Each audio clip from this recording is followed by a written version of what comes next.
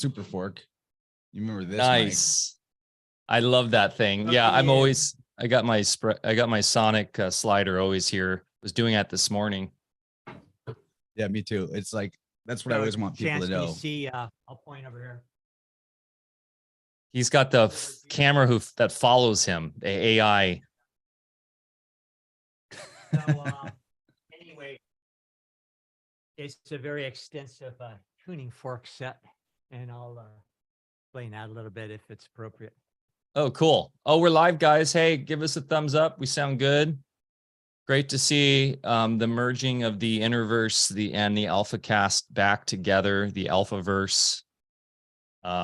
It's definitely two families that are very synchronistic. InnerVedic. Yeah, yes. A lot of ALFAverse. A lot of symbiosis going on here. So I'm going to hit record and we'll fire this bad boy up. So stoked. This has been a long time coming. That's true. Yeah. We've done a lot of collaboration. Yeah. Looking forward to more. And boom, we're back for another episode of AlphaCast. I'm Mike Winner, and I'm here as always with the maestro of the magic presence, Dr. Bear Paul Lando, coming to you live and direct from the great state of Jefferson, where freedom still reigns supreme.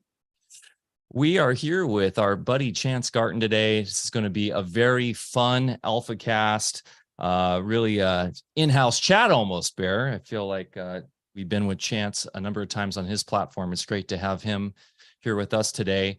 Very exciting. Guess what? We got snow on the mountains 2 days ago. Last week I was saying spring's here, and wow, this has been a long one. The grand solar minimum in full effect.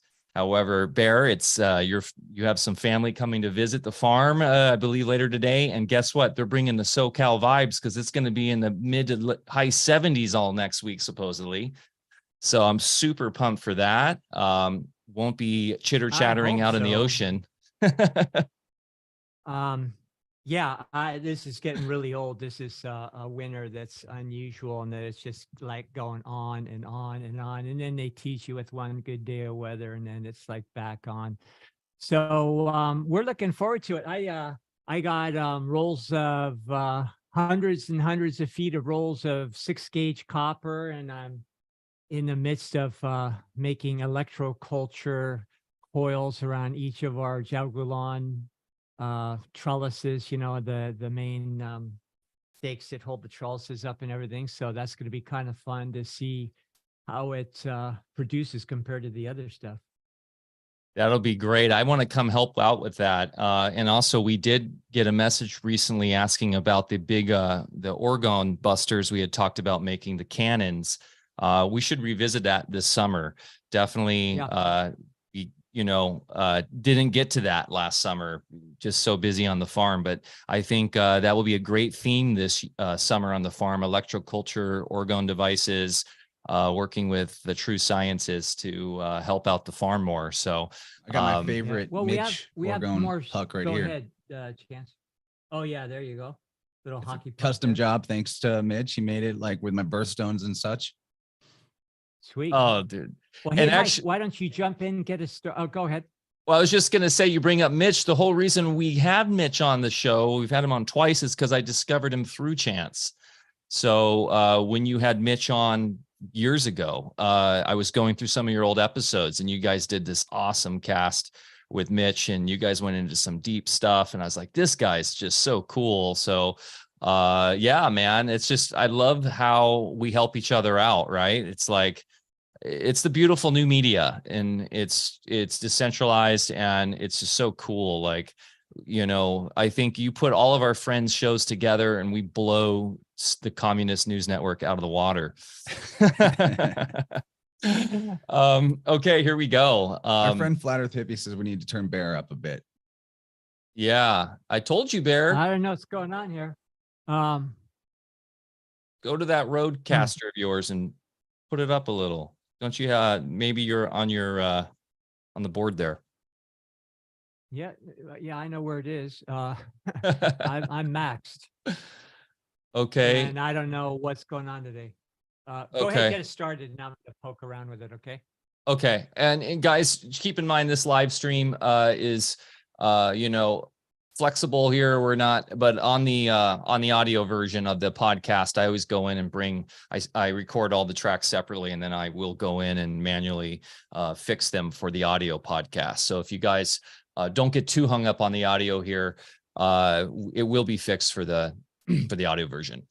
So today, Chance Garton reclaiming the narrative. He is finally on ALFAcast. While our trusted institutions and legacy media effort tirelessly to establish the final cornerstone of a virtual panopticon to better manage those pesky herds, something else is happening. Decades of logical fallacies propagated under an ever-thinning altruistic veneer has become too difficult to swallow even for the uninitiated. Truth abhors a void, and a new warrior class has emerged to validate the metaphoric dictum that the emperor indeed has no clothes. On this ALFAcast, we're excited to host Chance Garton, who can be counted amongst this new generation of intrepid seekers, daring to counter the mainstream narrative with classical logic, corroborated by voluminous evidence and critical thought. Chance Garton is the host of the InnerVerse podcast, a show dedicated to empowering your perspective to help you stay in the flow of perpetual synchronicity. Chance is adept in a variety of areas, but most significantly interested in the technology of language. From teaching about the ways our body's innate intelligence is speaking to us to the mysteries of linguistics that show the essential unity of all spiritual traditions, Chance is a true logophile and proponent of using awareness and self-honesty as the primary means to building health, resilience, and success in all aspects of life. Chance is also an aura technician in the biofield tuning style, working with clients every week to help them discover and reclaim their power from limiting beliefs about themselves and unconscious expectations about life. We've actually had some ALFA VEDIC folks in our community be blessed enough to work with Chance, and I've gotten rave reviews from your work, buddy. So that is so cool. Bear, a lot of fun topics today, for sure. Absolutely. Forgive me, guys. I'm still fussing with my volume. Is it any better? You sound fine to me. I can hear him. All right. Yeah, I can hear Maybe you. Hank just needs a hearing aid. As long as it's Just good kidding, for buddy. you, it's good for me. Okay. Hey, Chance, awesome to have you here, buddy. And this has been a long time coming, so a lot of fun stuff. I'd really like to get into the sound stuff, but let's do a little telling the folks more about yourself. And, you know, when I was writing up the intro for this episode, I brought up a term that some people are familiar with. It's called a panopticon. And what it is something that was developed in the 1800s by, what was his name? Jeremy Bentham, I think. Bentham or so anyway, he was really interested in creating the ultimate prison. So what he did was he created a circular prison where the entire prison yard, the inmates were always in view up above of guards circling around them. And it was very effective because it really kept the herds in line there. And, you know, because they're just always under that watchful eye. So they did something interesting next for the experiment.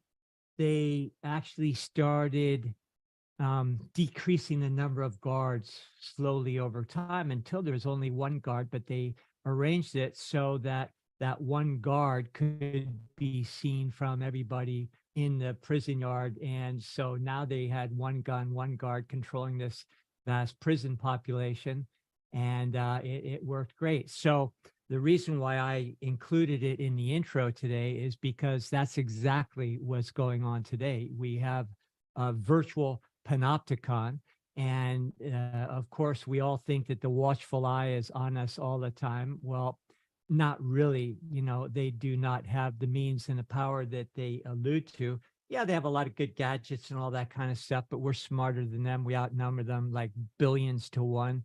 So, you know, game over. But they have to keep us under the illusion that we are under their control. You know, well, we just hired all these new IRS agents. We have deadly microbes. We have, you know, you name it. They throw the kitchen sink at you just to keep you under this paranoid delusion that, you know, you can't escape.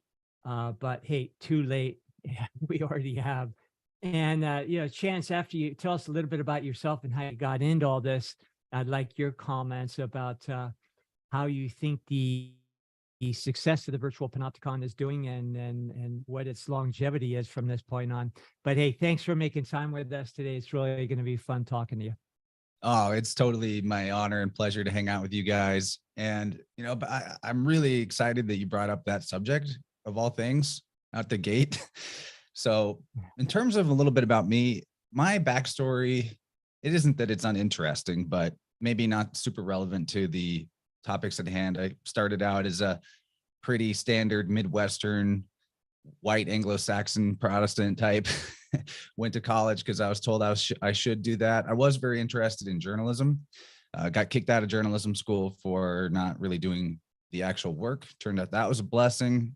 I wasn't put into the assembly line to become like a CNN, Fox News type, and instead sort of had to figure out my own way to pursue that type of interest if it was going to actually be something I cared about. And got into the music festival scene. That was sort of what cracked my head open and was immediately thrust into the realization that the true spiritual path is creativity, and that to fill the void that I'd been feeling since I had been come of age into adulthood, I really needed to be making stuff. So that turned into me making Sharpie doodles and fun hat pins, learning graphic design techniques, and just sort of putting, dipping my quill into various types of ink wells and seeing what kind of things come out from the scribbles.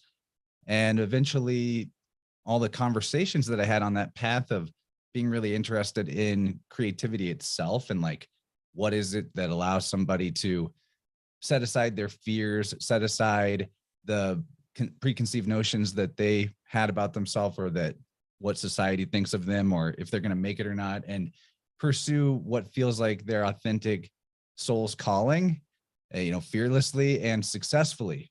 That was really what made me start the podcast. Was I was trying to talk to enough people till somebody could tell me, how do you not need a normal job? How do you make it as a creator?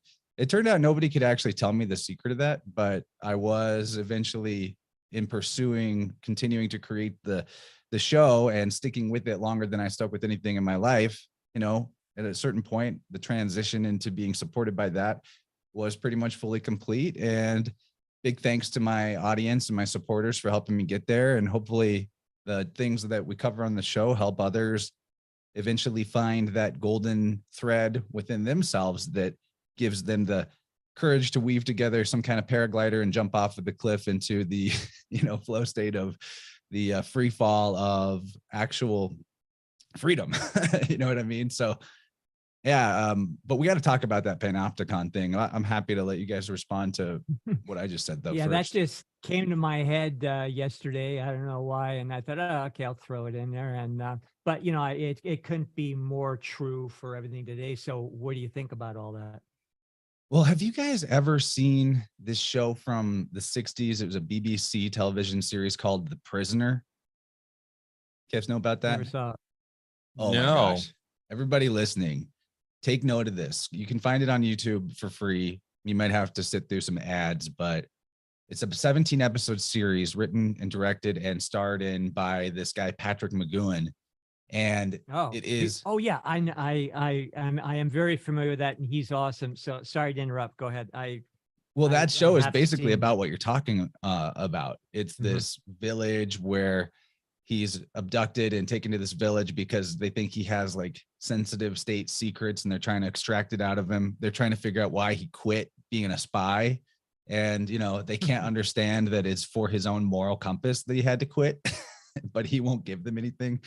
And that show is an amazing examination of the dynamics of the psychology of the crowd versus the individual, and how really neither one can fully comprehend each other.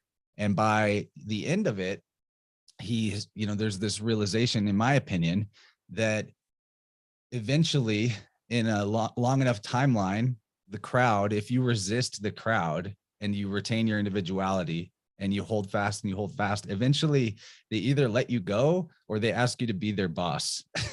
And at which point, it really, in my opinion, opens up a larger question that like totally applies to modern society, which is why are all these surveillance things going on? Why is all this pressure from the collective continually ramping up? And yeah, I heard Michael Tessarion talking about this. Someone in the chat brought up Tessarion. He's why I checked it out. But the question, in my opinion, becomes like, what is this reality of multiplicity, of all these varying perspectives that are all carrying the same indivisible, infinite divine spark? You know, my personal philosophy developed from working with others in the tuning practice is that the life force energy that we carry in our body vessel is what you would call like the all mind, and that it's beyond or before any notion of separation, division, or multiplicity. And the life force energy itself is the self-existing, creative, dynamic intelligence, animating spirit that gives all material reality its force to exist. So that inner divine spark is literally the whole, like that's the whole ocean. You know, you're the whole ocean in a drop type of idea. And so with the prisoner and the whole question of the panopticon, it's like, is this dynamic of the crowd versus the individual really some kind of divine exploration of God, trying to figure out who God is? And then when it gets to the point where, you know, we've built all the apparatus to watch everything and measure everything and get all the big data and see how every weird little tangent of information correlates to everything else, is that the point where the whole thing falls back apart because we got to decide whether or not we want to keep the game going? You know, it's kind of esoteric, it's kind of heady, hard to maybe put into words, but that show will really get you feeling the things I'm talking about, feeling this sort of mystical dance of the pure unadulterated infinite self in its sort of bizarre conflict against all the various things within it that vie for their separateness and their individuality. And so I think that's what's going on in society right now. I think we're at some pretty far advanced point in the road where maybe even some of those who have set up these systems and pulled strings to make it happen are actually doing so. And not all of them, but like, you know, even talking about theys and thems, right? That's not very helpful, but there is some, I think, essence of God trying to understand God, you know, self trying to understand self.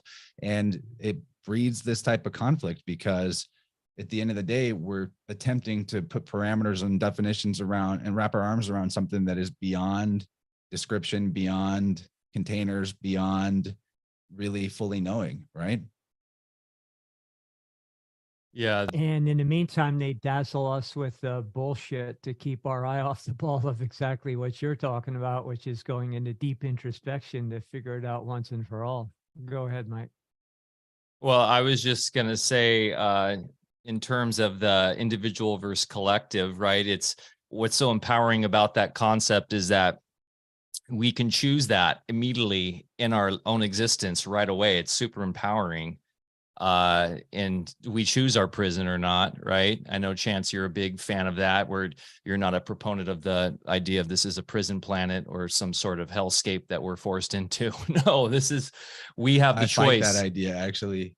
Yeah, you do. You've been very vocal against pop Gnosticism and this idea that we are born into a, you know, some sort of soul trap. And then we could delve into that more because Bear and I are on the deep perspective of the I am and the whole, you know, universal laws of the life force and cause and effect. And we are the actors and the agents of our own reality.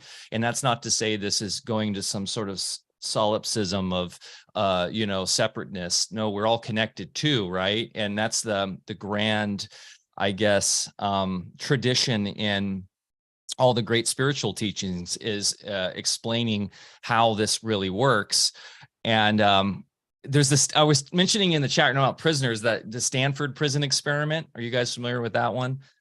In the 70s, where they like had a bunch of college kids and they just gave them a fictional role in a fictional prison. And within a week or two, they had taken it so seriously, it had become real to them.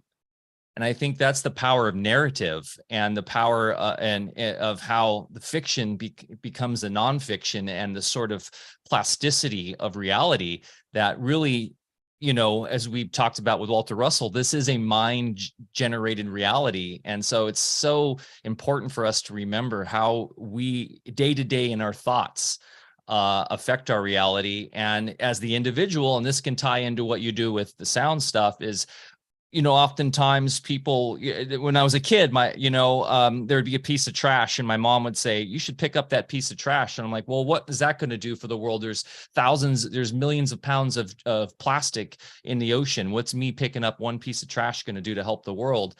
And she would tell me, that one act could cascade into 1,000 other people seeing you, or, people seeing you and doing that, and they do that, and their 4 friends see them do that. And that one act could cascade into 1 million people picking up a piece of trash.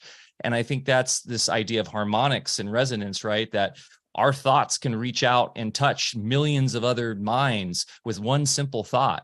And that is so empowering and powerful of what the individual can do to affect the collective.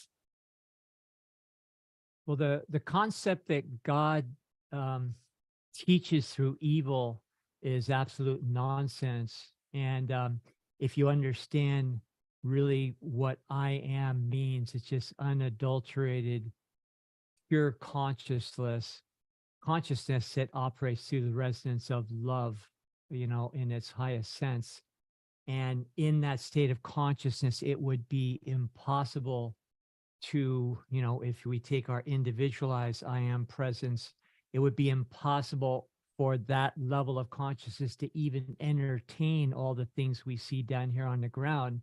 Because if it did, let alone created that kind of crap, it wouldn't be in that state of purity in the first place. So all these folks that, think that, yeah, we're here to learn through the school of hard knocks, or, oh, I'm just doing my karma, all that kind of stuff. I mean, this goes back ages, and it's just an excuse to stay in the prison. And as you guys said, it's a choice.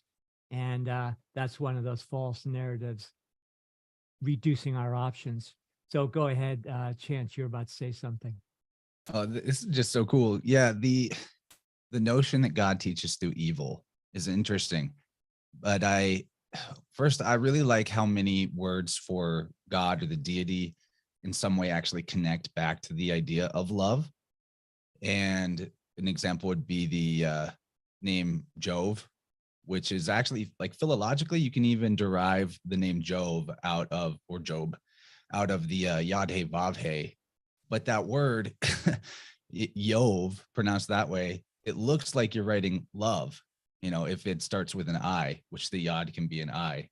And then there's Rama, who is like, or Roma, that's amor backwards. What I've learned, though, through tuning, like, this maybe is a notion I already held in my mind, but that really there is such a thing as evil intent, right? There is such a thing as bad actors doing things for the wrong reasons, causing harm mostly to themselves. But also, at the end of the day, all things serve good, or all things serve God. And you really get that out of the practice of working with people's, repressed emotions, repressed traumas in their energy field. And you can see that in your own life, how even the things that were at the time seemed like the worst thing that ever happened to you, they lead you to a good place.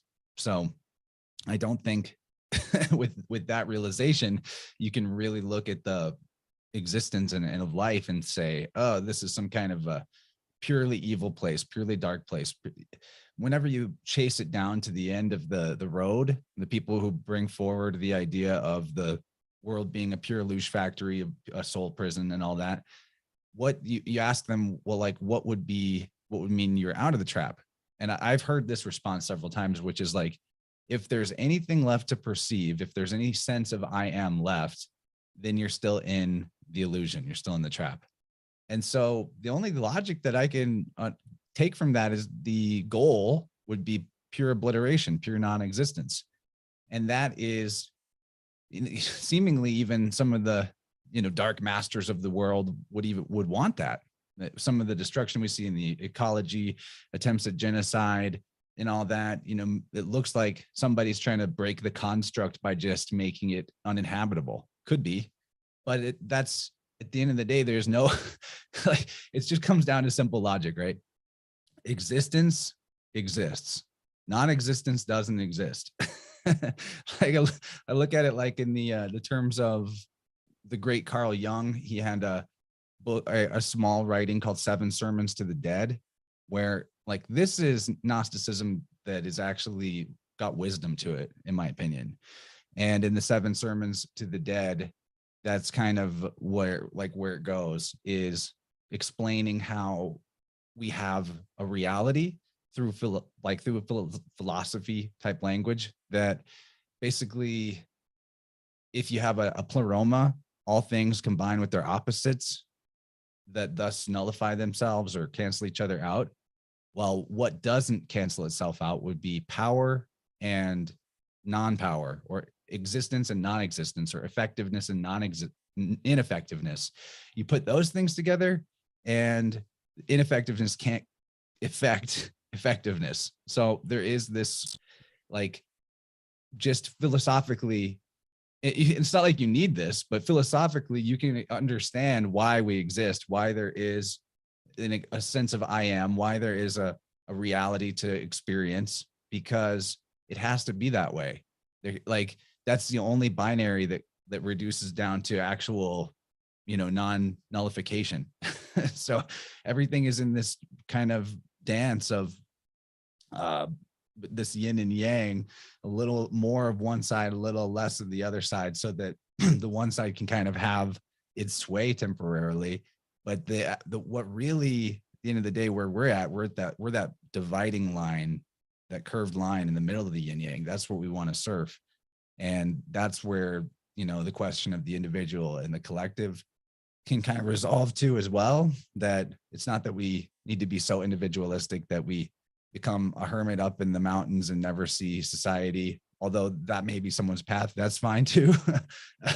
You have all of that within you. You can never really escape the other, because everything about the other is in a way like something that you're carrying within yourself, because it's all animated from that same pre-existing eternal life force, energy, divine spark, whatever you want to call it.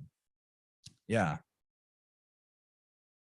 Yep. And, you know, it's all about balance. And if we go to the progenitor forces of everything we're talking about, we're talking about electricity put in motion by consciousness. And the nature of electricity, it's polarized in order to create the resonance that then creates the many out of one, you know, gives all the characteristics of all the myriads of experience and life forms that we see.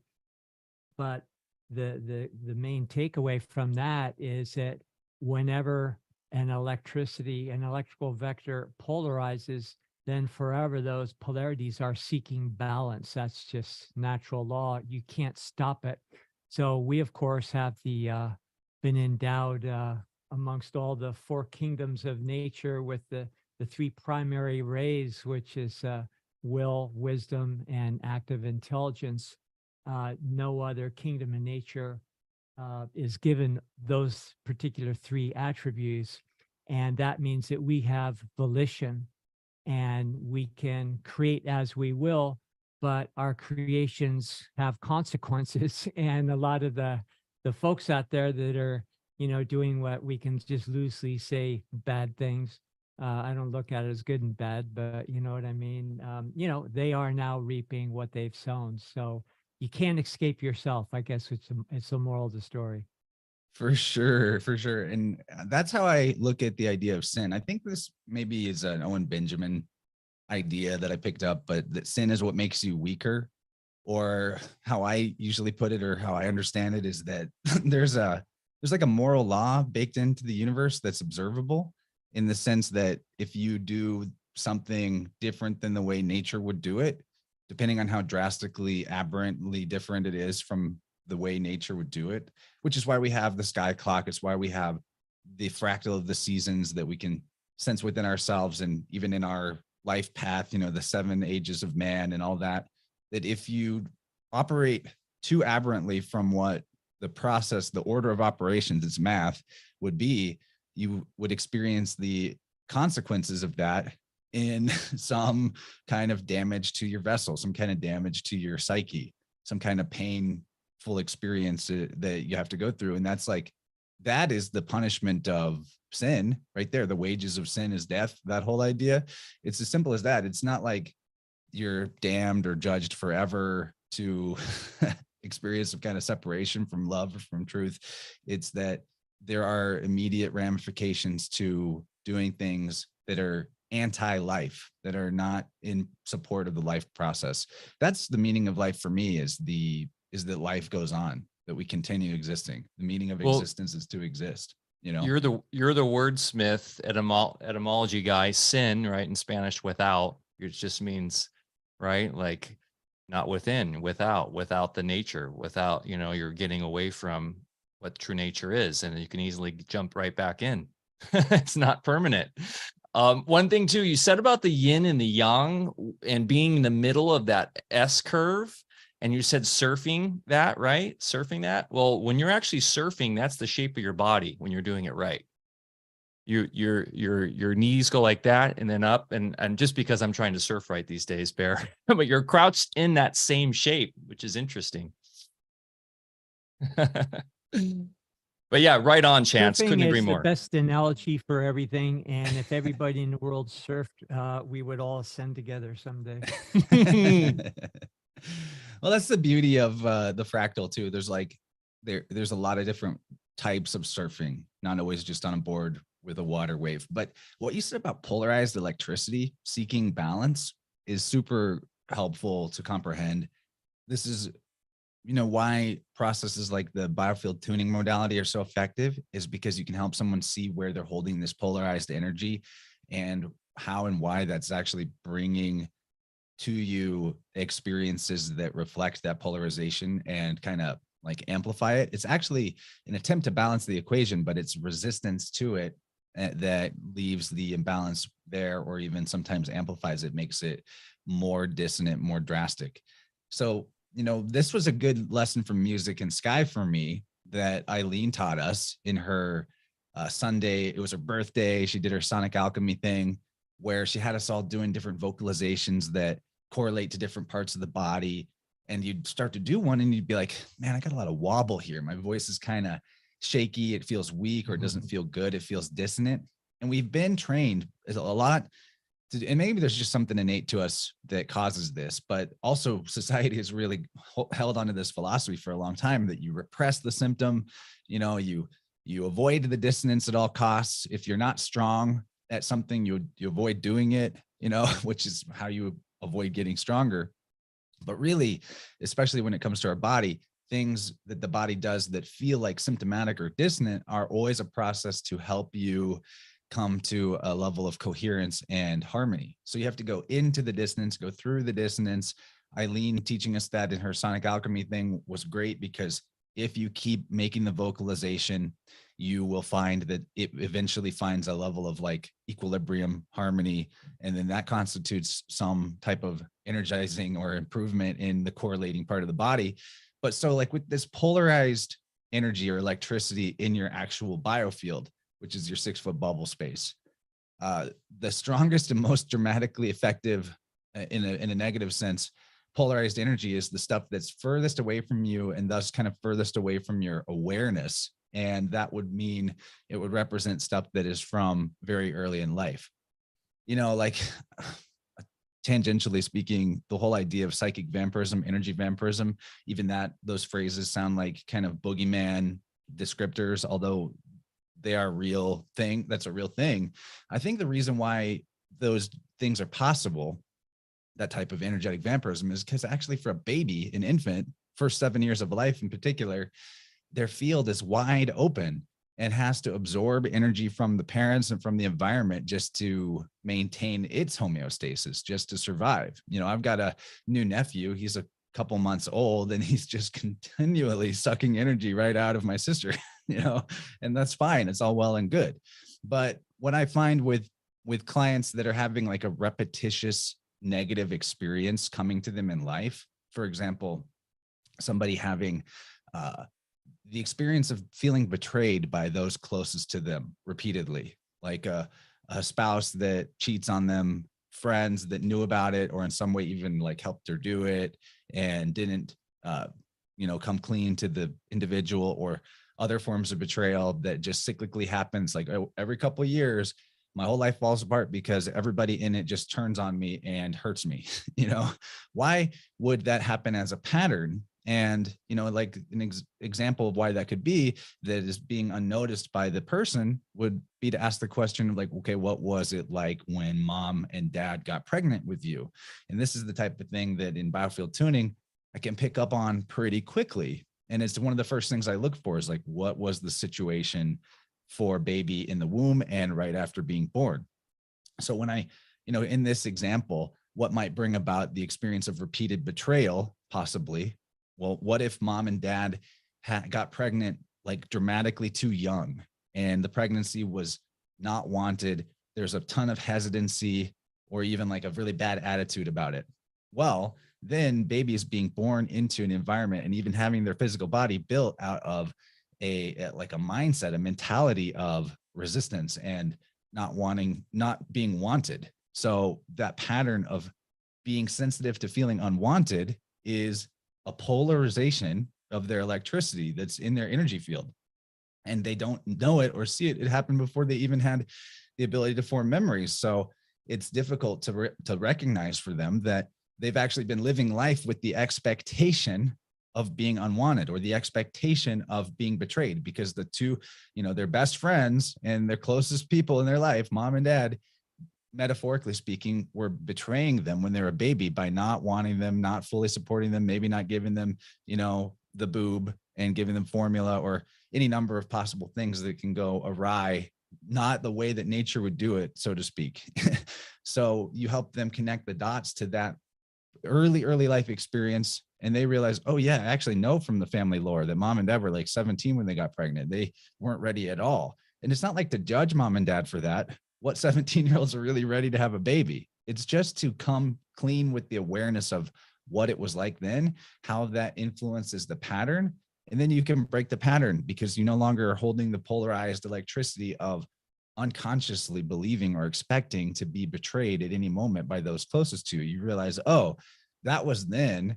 And I was holding that belief because that was all I knew when I was that age. That was the formative experience. Now I know better. And it's like, I always tell clients, G.I. Joe says knowing is half the battle, but in tuning and energy medicine, knowing is basically the whole battle. And that can break the cycle. It can break the pattern. Like people develop all kinds of physical ailments just from a situation like that, expecting to be betrayed. A lot of times they'll wind up with like a weight problem because that physical extra layer is an attempt to armor them, or lipoma on the lower back. I've seen that before, where somebody was literally afraid of being stabbed in the back. So they developed this fatty lump deposit on their back, actually like really in the sacral region is where I see that happen most often. And yeah, that like you find out that everything that seemingly goes awry with the body is a message from the body about what type of polarization you're holding in your belief system, in your expectations, in your consciousness, even beyond what you're aware of, but into the unconscious. And then everything the body does that seems dissonant is actually doing you a favor, trying to help show you what you believe about yourself, who you think you are. And then you get to make a different choice. And that's what it all comes down to, is that we always have the ability to make a choice. That's the nature of spirit, is free will. It's just a matter of knowing where you are making a choice so that you can change your mind if you weren't aware of it.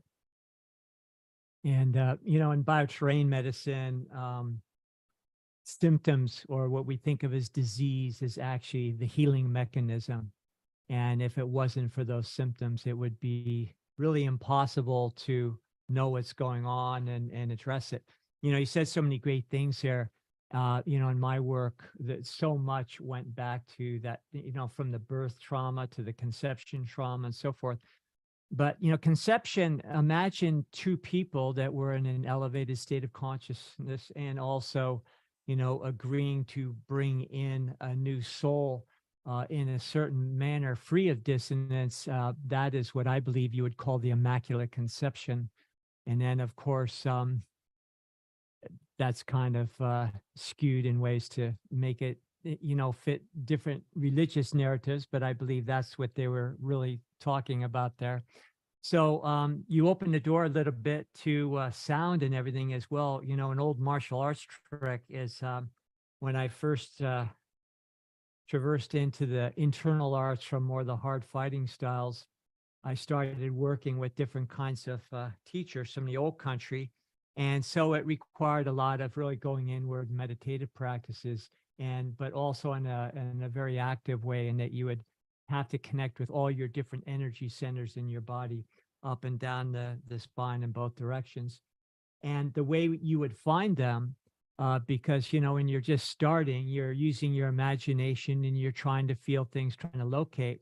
But what I was taught is to create sounds, and with your mind on a particular place, like say maybe on the pineal gland, if you want to find where that is, say because you want to learn how to do embryonic breathing, and it requires bringing in, and connecting the light to the pineal and then to the heart at the same time with rhythmic breathing, what you really need to do is to focus on the pineal and then hum in different octaves until you just literally feel that area resonating. And it's amazing how, and this is, I think, the original biofeedback low tech style, and it really works.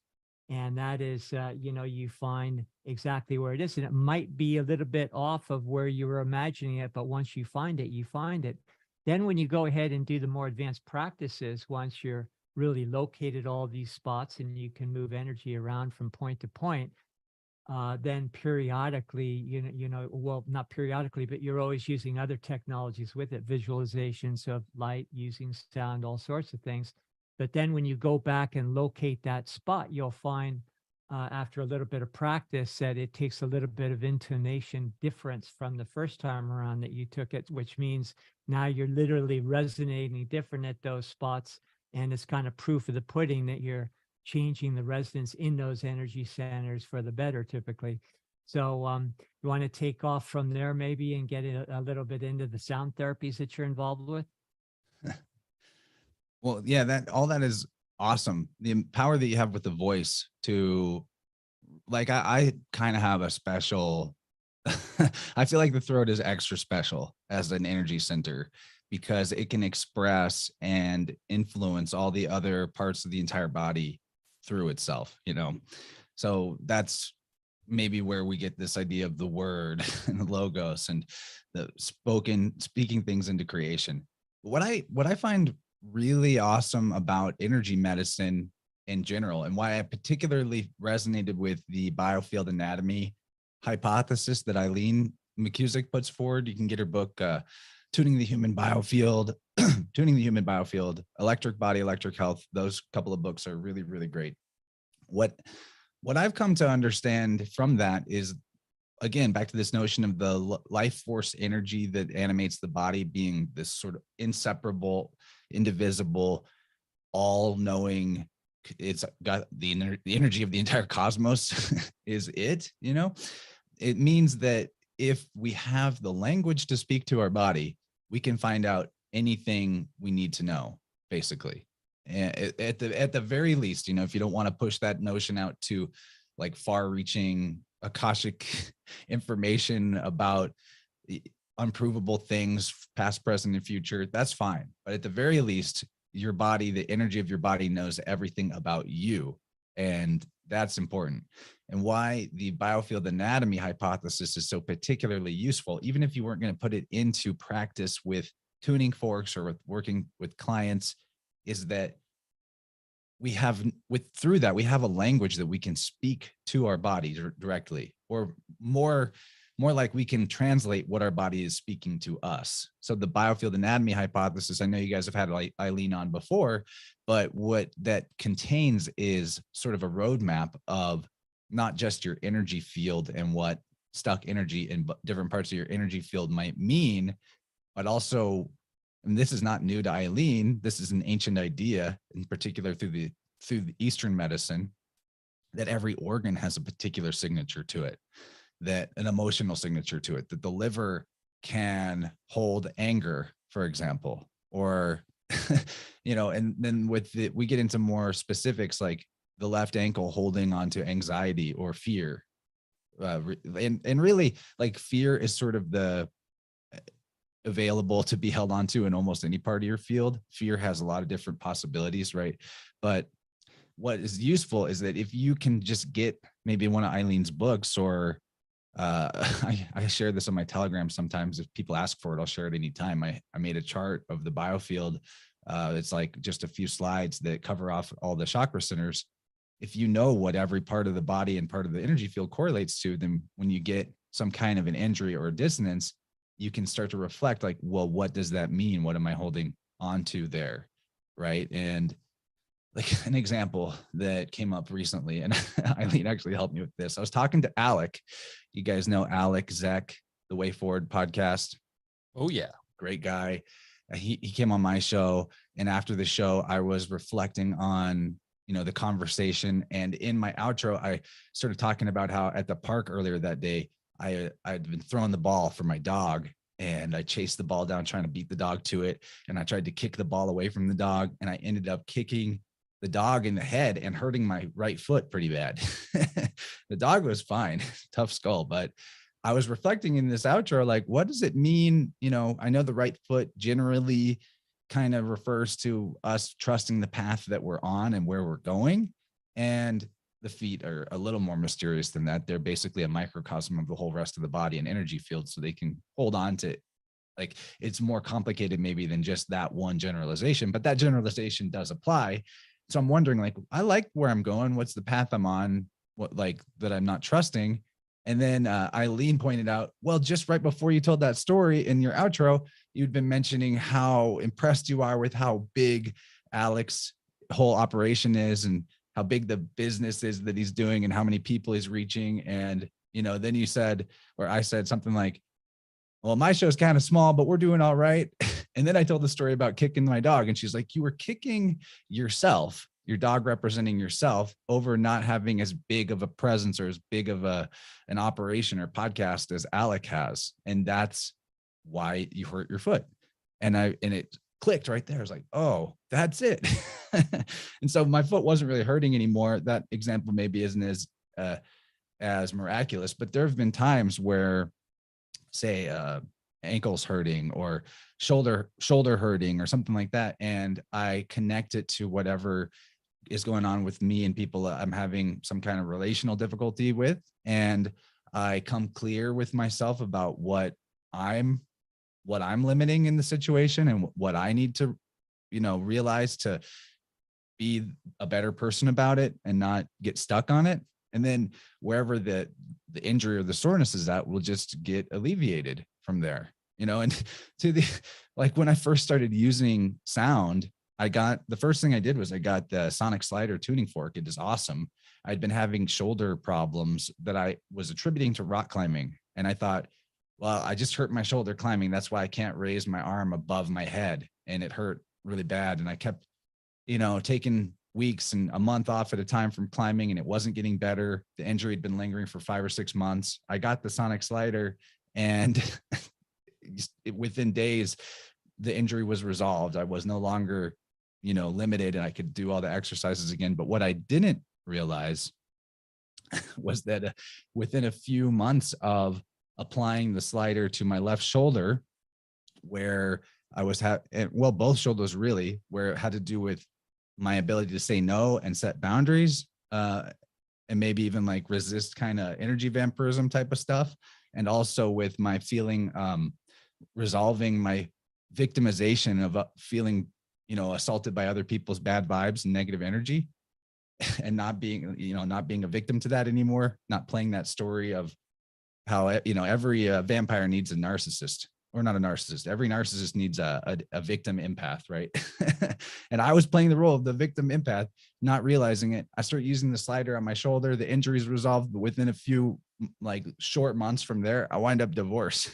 I had no idea that was coming. I thought everything was hunky dory. I was lying to myself about all kinds of stuff.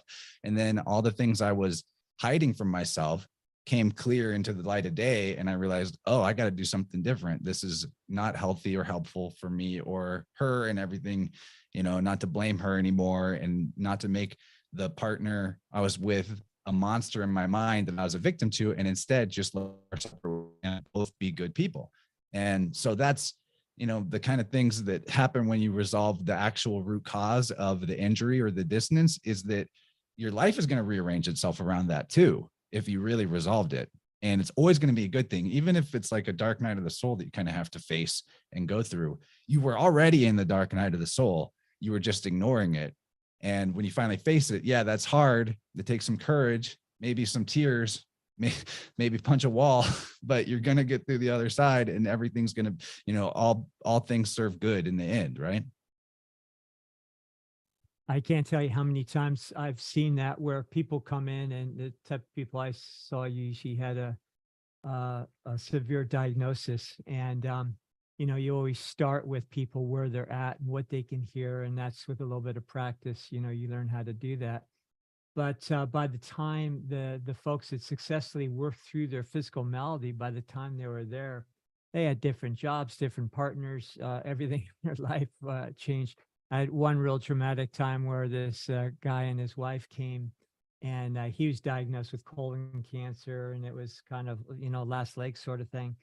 And so we just did the first interview, and I'm putting out some concepts and things for him. But later, and he ended up doing fine, and he's well to this day. And that was many years ago. But he told me later that when he left our clinic, you know, they just walked out to their car, had a huge fight because he was very receptive to the information. The wife was very threatened, and I mean, it took about 5 minutes for him to just open to certain other realms to blow his marriage up. So yeah, you do see that.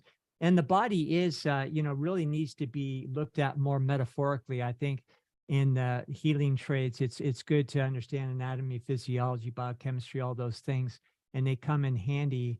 But you really have to do, you know, develop that knack to, you know, qualitatively look back at a larger perspective and just see, okay, what, like you say, what does the right foot represent?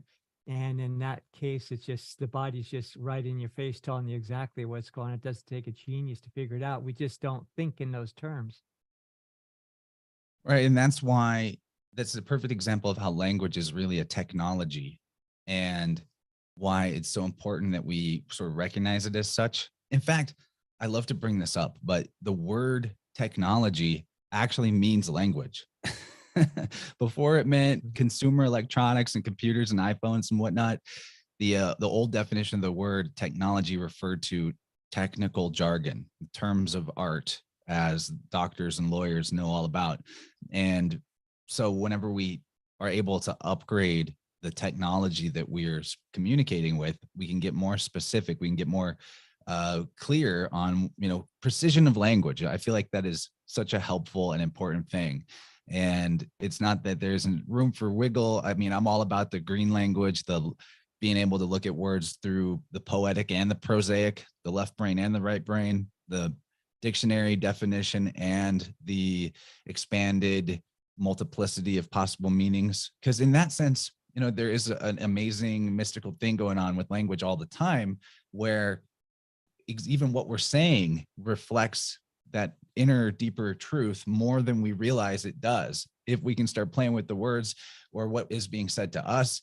I think one of the big shifts in my life that got me on the right foot, on the right direction, was when I started looking at the events of my life the way that you would interpret a dream symbolically.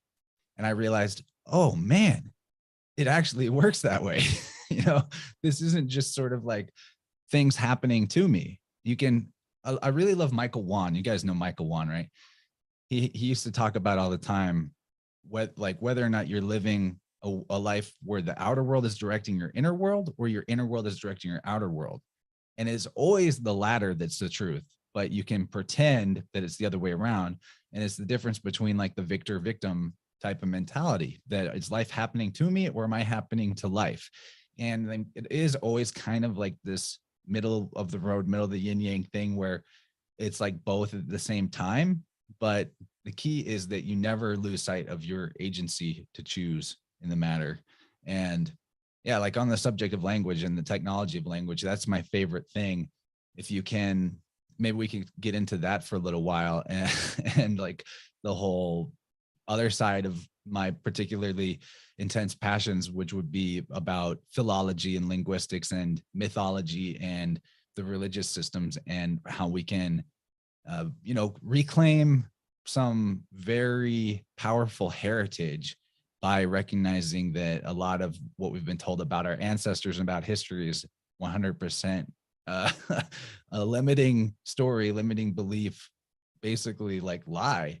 I don't even think it's that helpful to go around pointing out like liar, liar, liar, pants on fire, but it is helpful to recognize the ways we've been lying to ourselves. And anything that is limiting our conception of what our potential is usually going to be in the category of a falsehood. So you guys have anything in particular you want to say before maybe we jump into that topic? No, I feel like I'd love for you to go deeper into that, but just a little segue into that. I really got involved in language in my study of lawfare, and then of course you learn about color of law, how languages are bastardized in different ways to control and deceive, and words that we repeat every day. You were actually putting creative forces out into the ethers that are working against us, and we don't even know it. And of course, that's the name of the game. But please take it deeper, because I know that's really your forte. So, and Chance, real quick too, I'd love to hear your thoughts on the sort of, is there a perennial source where this all emanates from that is consistent? We've talked behind the scenes and ideas about, a consolidated, single, unified source for where all of the current traditions and language comes from. Just curious if you've done any more deep dives into that idea and have any theories there. I'm definitely always deep diving into that idea. And it does, precision language when talking about this stuff is helpful because there's a lot of potential feelings to be hurt and, special sense of specialness that you could accidentally trample on. And I don't want to do that to anybody. When we do get into syncretism and showing the roots that seem to be the same for all the different even parts of the world, and which is too big of a topic to really flesh out properly, because it's all about the minute details adding up to a big picture, just like individual stars making a constellation. In fact, the constellations are a big part of the story.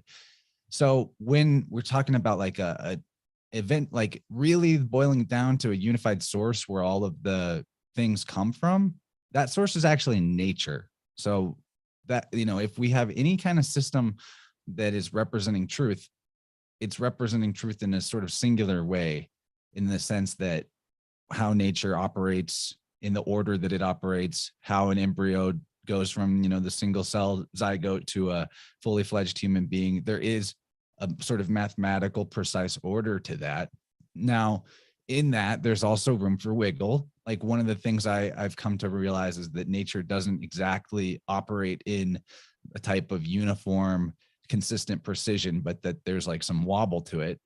There's room for variation, but it's within a schema. There is a sort of general template that things build out from.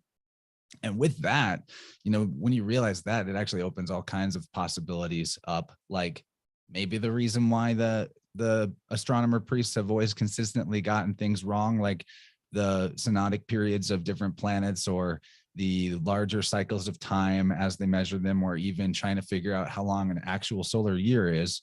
Maybe there's a little bit of wobble with that. Maybe what we consider the 365.25 day solar year is kind of just like an average. It's usually around that. Like, no, are we out there measuring it to know? If we trust the people that claim to be measuring that to tell us what's up? I wonder if maybe there's even some wiggle and some wobble in things like measured time and like that whole chronos concept, which is fun to ponder as well. Maybe those mechanisms also are developing themselves, and maybe operating different. Like time, I think a lot of us would agree, is operating very differently than it did just a few short years ago. So now we're talking about going back eons. We're talking about a different state of consciousness, a different way of just relating to our realm. And unless we pretend that we aren't participants in creating all that, it's going to be a reflection of our consciousness at the same time. So nothing's cast in stone. I definitely agree with that. And I will say that you know, the word is consciousness. That is primary. I would say that's where all the emanations come from, the singular consciousness that we all come from. And, you know, I've done a lot of research in my days trying to, you know, hark back. Was it Atlantis? Is it Tartaria? Is there a single unified place that these traditions come from? And I've kind of come down to the fact that it is individual reincarnated consciousness of certain actors that have been able to keep the perennial tradition alive. And that is, to me, right now where I'm kind of at. And so once again, the power of the individual and our ability to affect the whole seems very apparent when you look at, you know, like perennial philosophy, like how one guy like Plato could affect so much of the thinking. And then where does that come from? Who is that? Was that really even a person? Or was that, was that, you know? So yeah, there's a lot to be unfolded, because we know, and I know you're into this, chances that most of history, it seems to be made up. It's very, I think it's very important times right now that we're asking these important questions. And I think wordsmithing is a great way to start to find out who is behind this, or what's behind this, and what's some of the truth of how we are where we are now. Yeah. So I think that if there is such a thing as like original peoples, if we weren't just always here, and then a sort of sine wave of a rise and fall of collectivism versus individualism, which I think is very likely, you know, I again, back to that philosophy of existence is what exists, and there's never non-existence. I don't really buy the whole allegory of an in the beginning. And I think that's why when you boil down a lot of the mythos of the different parts of the world, you get this perennial destruction and regeneration story. You know, Noah and the Ark is the base template for that. But let's, you know, I have a few fun quotes here. I'm just going to start with, and first of all, in all nations, in all times, there's been a secret religion. In all nations and in all times, the fact has been denied. That's a great bombshell quote from Godfrey Higgins. I'll probably have a couple more quotes from him actually while we're talking. He's one of my favorite old school researchers. I really like the old school researchers, as in like the, you know, before 1850, because after that point is where you start to see the ramp up of mythology characters becoming more just like entertainment protagonists. And that's one of the big problems with trying to do research in today's internet, is like you go to Google some, you know, esoteric phrase or the name of a particular mythological hero, and you just get video games and TV shows and movies. Well, and what was invented around that time in 18 was the novel. You have Dickens, you have, you know, this whole the narrative being created you know, through the writing, where before it was not, you know, yeah, you had Milton and you had some sort of narratives that were along that sort of structure, but not really. Like the modern a novel came out around that time, which was now directing people into this sort of narrative of fiction. And we see that emanate out into now how you read a lot of history is historical novels. Like that's my the youngest son's favorite thing to read. So yeah, it's interesting. Exactly. And so what I'm really interested in helping us move away from is supernaturalism, actually. And that's not to say that there aren't things that you can experience, especially subjective things that are beyond explanation, that you don't know what the laws of nature are that explain that. But when, like, I think that it's obviously we see this with like the whole Earth shape deal, the whole NASA cosmology. If you can cause people to accept things that go against their senses, then you're just more easily able to get them to buy all kinds of stuff. You know, that first denial of reality is where there's a a big issue. And so with a lot of ancient cultures history or ancient history of various cultures, it's all boiling down to like they're descendant from one of the sons of Noah is usually what it is, or their version of Noah.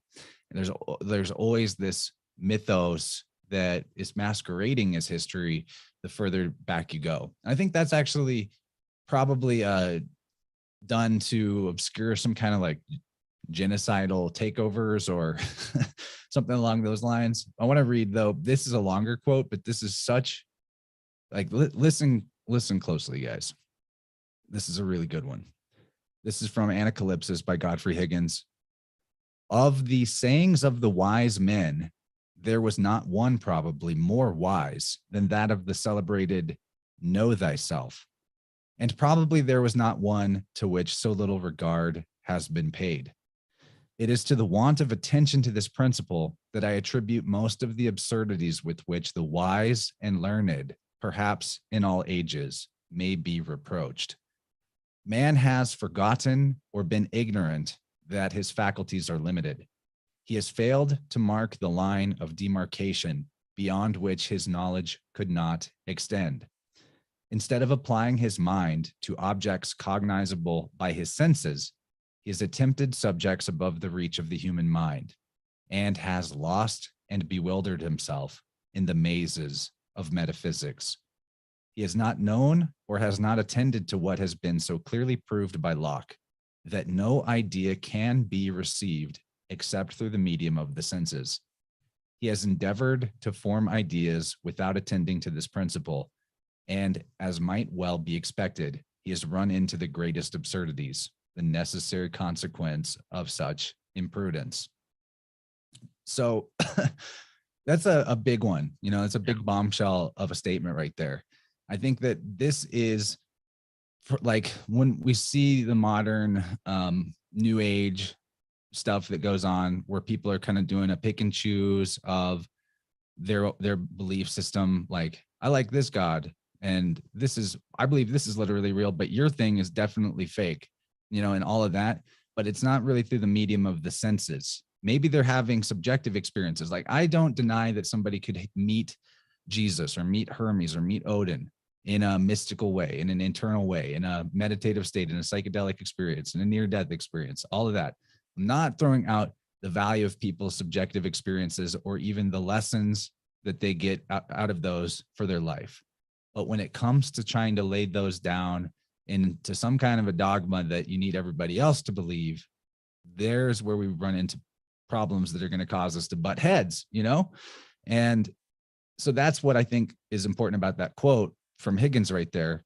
And then it especially pairs nicely with the notion of hyper reality that Jean Baudrillard is so famous for, that the media represents world that is more real than reality we can experience. People lose the ability to distinguish between reality and fantasy. They begin to engage with the fantasy without realizing what it really is. They seek happiness and fulfillment through the simulacra of reality, which is the media, and avoid contact and interaction with the real world. We're seeing this more rampantly than ever, where like what he's saying there, in my opinion, my interpretation of that is, if you are inculcated with a belief system that is based in fiction, and you know, think about the news, right? People are watching CNN, war, murder, death, disease, plague, everything. And then they look outside and it's just birds chirping and the sun shining. Well, it's very easy for them to then be led to believe that everything's a simulation and fake, because their overlay on reality, their belief system is dissonant to what the actual reality is presenting to them. So what feels and that I was talking to James, then go live in fiction, live in TV shows, live in video games.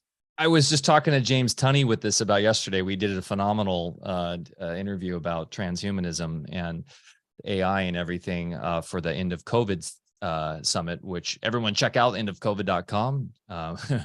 Bear Lando is featuring that, and your boy Alex Zek, you're mentioning, Chance. But that's the whole deal, right? Like, what is reality to most? What is the quote unquote mainstream? It's not you going out and talking to your neighbor and being outside and holding hands and kumbaya with your, around a barbecue. It's when people talk about what the reality is, it's what the TV's saying, what the newspapers are saying, what you're seeing on TikTok. It's all a simulacrum. And so that's why I think people fall into the trap of saying that it's a simulation, it's a digital simulation. Bear and I take the perspective that consciousness simulates reality, as in Walter Russell explains, through sort of, the electrical facets of the mind. But that's totally different than this idea of some sort of like AI generated digital simulation. Bear can speak to that a little bit. Can you hear me? I switched mics. Is that any different? Yeah, you sound good to me. Okay. Yeah, now what we're talking about. Yeah, it's one idea of a simulation is deterministic, and the other is no, we have volition to be co-creator. So that's all the difference in the world. That's what Walter Russell brought into it. And everything we're talking about always has to go back to that concept of sound. And since we're talking about creating the simulation or whatever you think this thing is, there is a mechanism, as you were saying there, Chance. And sound, is the water ether.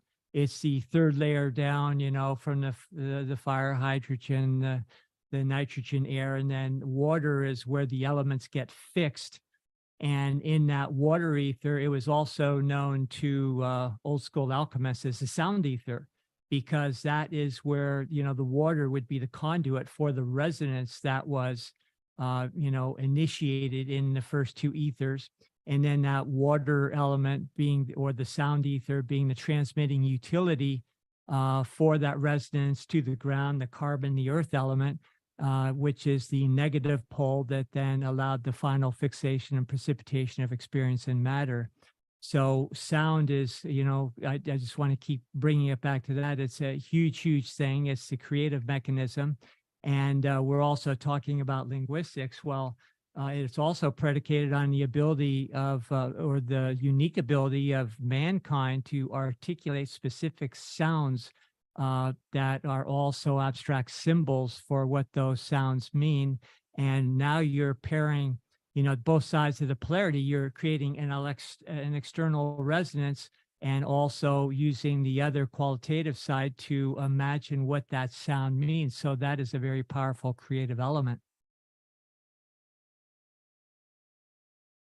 That's why I'm really interested in Eileen's sonic anatomy work that she's been doing lately. The different vocalizations that correlate to different parts of the body, that could we may be getting close to some sort of, primary language.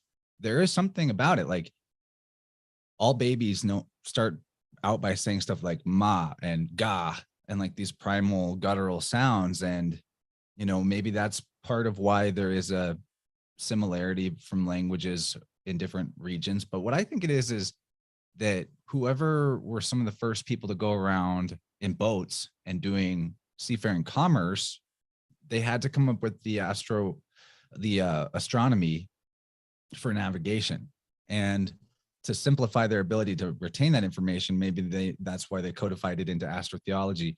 I have a more far out idea about that too, though, okay, so that's where written languages that have so much similarity are coming from, is that somebody's taking these alphabets around to do trade. Like in the East, for example, what I've read about the Chinese characters, that a lot of different language speakers and dialects in different countries, even though they may have a different word for dog, they will look at the character, the Chinese symbol character that means dog, and they will all know that it means a dog, even though they'll have a different word for it. So like, how does that happen? I thought you were going to say dinner. Sorry. Well, anyway, it's hilarious. My dog just cringed in the background there. Poor dog. So there's a similar thing going on, in my opinion, in like around the Mediterranean, where you see the original Greek alphabet having 16 or 17 letters if you count the digamma, the Welsh or Irish original alphabet having the same 17 letters in the same order, the Hebrew Phoenician alphabet, same letters in the same order. There's more than that, actually. They correlate to trees. Each letter correlates to a tree and is even named after one. You know, I think that there's legs behind the theory that the first alphabet or the first writing was actually leaves, that they were that the priests were leaving messages for each other by arranging leaves in a certain order, and that would mean nothing to someone that just came across it, but it's like, you know, the first cipher, the first code, something like that. But what I think is interesting about the concept of astrotheology, well, a lot of things, right? That the entire mythos of all religions and spiritual systems is encoded in the stars, which it is demonstrably so, is like, where does that come from? I like to try to throw myself back in time and imagine who were these people that first codified such a system, because it is all encompassing. Really, it's vast. It's incredible. Like, can you imagine trying to look up at all the little points of light in the sky and come up with characters and stories that describe an allegory exactly all the processes of nature and the order in which those processes occur, and also the moral truths that are, you know, referable to those processes of nature, and all the different other things like navigation and everything that encompasses that? It's like, it's crazy to imagine. So I wonder if in this sort of cycle of the you know, the rise of the collective, and then the opposite polarity of the development of the individual, and that sort of pendulum swing that goes on, if maybe there, you know, in some far reaches of the past, there was a point where the individual was so strong, and that the all-knowing capacity of our inner self, our life force energy, was accessible to the individual through the external by the mirror that is the sky. Because when you look up at the sky, you can, I mean, yeah, you can only see half of the dome at once as it, you know, rotates around. But through the course of a year, you basically have access, and especially like in a zoomed out way, you can see it all at once. You can see it's like reflective of the all. You're seeing the all when you look up there. You're seeing the within, and That was their almanac. That was their almanac and their calendar and their info systems and their true internet, and how they exactly, dude. Yeah. The internet. It's like, that's the organic internet. Yeah. That in some way, through the sharing of stories and through the looking up there, like maybe that's where maybe we're doing something similar to what we do with the internet, using the well, and each star is an individual node of the individual consciousness. It's funny how you can like buy a star for someone, right? Like, you know, one of those supposed suns way out, you know, millions of light years away. But yeah, this idea that each one of those is a node connecting the information between the holographic information, right? That is instantaneous and forever. That makes a lot of sense, that you would check in every night and check in what your day is going to be the next day and what the year's looking like. And also probably how you could ping off those to know what someone else is doing halfway on the other side of the planet immediately and instantaneously.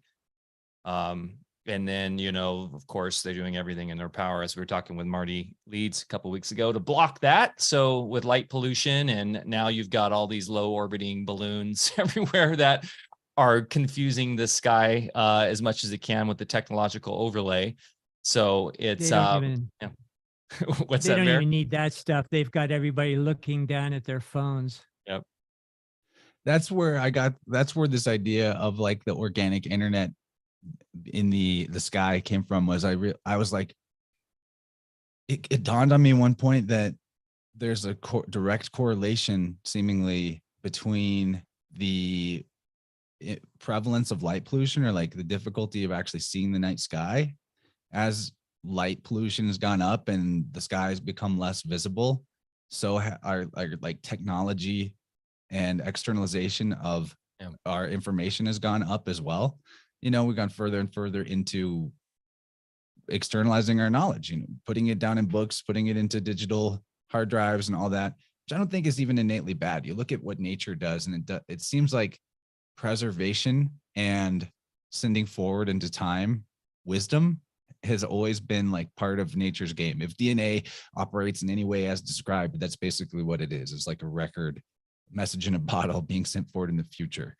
And one of the things I really enjoy about the syncretism of the world mythologies and systems is all these versions of the savior God or the mediator character, the Mercury or Jesus figure, being called the Logos or the Word of God, the God of eloquence, many different types of titles that are a twist on that.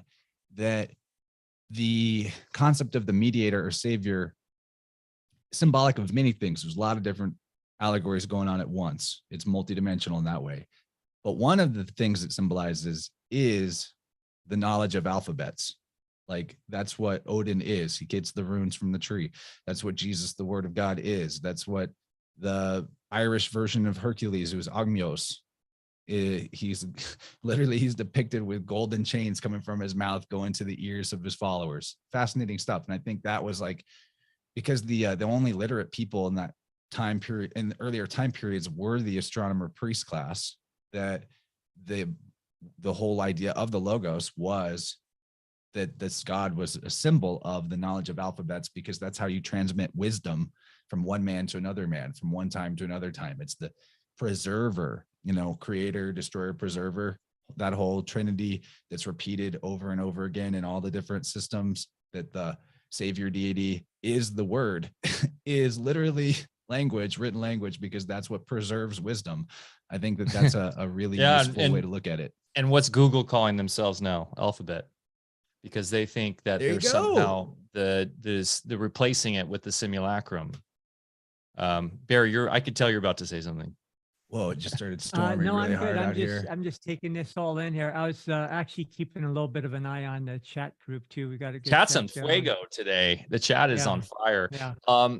So people what's about the gematria? Well, I was just going to actually go into a little bit of this, because the other aspect of the universal language, which ties into sound, is number, is math, right? And actually somebody on the Odyssey chat was asking early on, because I know Chance, and how ironic, Chance, that your name's Chance, when I know Tell me about it. You are not a believer in this idea of the sort of everything's just by chance, chaos theory. You understand that there's a grand sort of lattice work of consciousness that, synchronicities happen for a reason. We actually create our own synchronicities.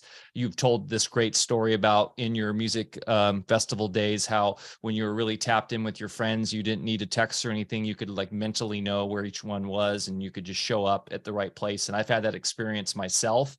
Yeah, I just call it following my heart compass. I would just pick a direction and walk, and I would run into who I was looking for, like in a straight line. You can really do that. It helps to believe that you can, though. Yes, indeed. So what's your take on sort of the synchronicity of number, and like for me, I see certain numbers all the time in my life that keep popping up. And then how does number play into the alphabet? So to some level, that meaning that you're talking about, like seeing certain numbers, it has a lot to do with your relationship to that number. So when it pops up, what it makes you feel in that moment, or what you think it means, that message is for you, and you get to interpret that. So I don't think there's necessarily like a hard and fast rule about it. In terms of gematria, that's a wide ranging subject, right? Our mutual friend Marty, he's very vocal about like not enjoying a lot of the gematria people online, and gematria bros. There's a lot of gematria bros out there. I understand where he's coming from, but actually there's one that I do like a lot. Derek Takuri, the gematrinator. He's a good dude. I think, maybe Marty just hasn't given him a chance or met him in person or watched enough of his videos. So I like his approach, because all he's doing is what he would call like looking for riddles and looking for connections. And then mostly not, and maybe he has put forward conclusions in the past that were a little subjective, but maybe presented objectively. Nobody's perfect, right? But I think he's a good guy. And what I like about his whole thing on his Gematrinator channel is how he's pointing out that a lot of this synchronicity between numbers in, say, for example, there's like a news story that day and the name of the person in the story equals a certain number, but then there's like a celebrity that dies the same day and then the numbers match and yada, yada, yada. And there's like all these connections, right? He's talking about it being an organic gematria thing going on, which I think is true. I think it's very feasible to work with, operate with the belief that God speaks to us through letters and numbers and all that. That synchronicity is not the exception, it's the rule. And the further that you dig and you pry and you look, the more synchronicity you're going to find. And if someone's belief about that is that you're just making connections where they aren't there, that's fine too. It's all good. But if somebody out there is like really into solving gematria riddles and it makes them feel the presence of the creator and the synchronicity in the realm in them, you know, like I'm all for that. That's cool, man. I think that's cool. In terms of gematria as an actual sort of part of the priestly system from ancient times, in my opinion, this goes back to the fact that this astronomer priest class, they're also the navigator mercantile class as well, like these Phoenicians or whoever we want to call them. I like how Dylan Sakosio refers to them as the holy sailors, because it's, you know, it's both. They're the priests and they're the mariners. So whenever you're dealing with different regions that have different dialects of speech or different sort of historical mythological traditions and etc., it really helps for keeping consistency in your own system, or being able to communicate with maybe priests of one region and another region to encode numerical values into the words, the particularly important words. I mean, Marty demonstrates it all day that the Bible is chock full of numerical significance. Also, math is an access point to the transcendental truths of reality. That's a fact. Like pi is going to be a mystery forever. It's amazing. And that's a big part of it as well. But like you can, in my opinion, if you know a few of the specific numbers that go down, you'll be able to point out the consistency in the priestcraft system and show the sameness between systems by knowing those kind of key certain numbers. Like the number 600, 650, or 608 is often the value of the savior deity, the sun god deity. And that's a reference to what was believed to be one of the, like, sort of like a deacon of a processional age, like a 1/3 of a processional age in a previous time when they had a different, you know, the one thing the priest class is often consistent about is being wrong in terms of what they think the greater cycles of time actually shake out to be.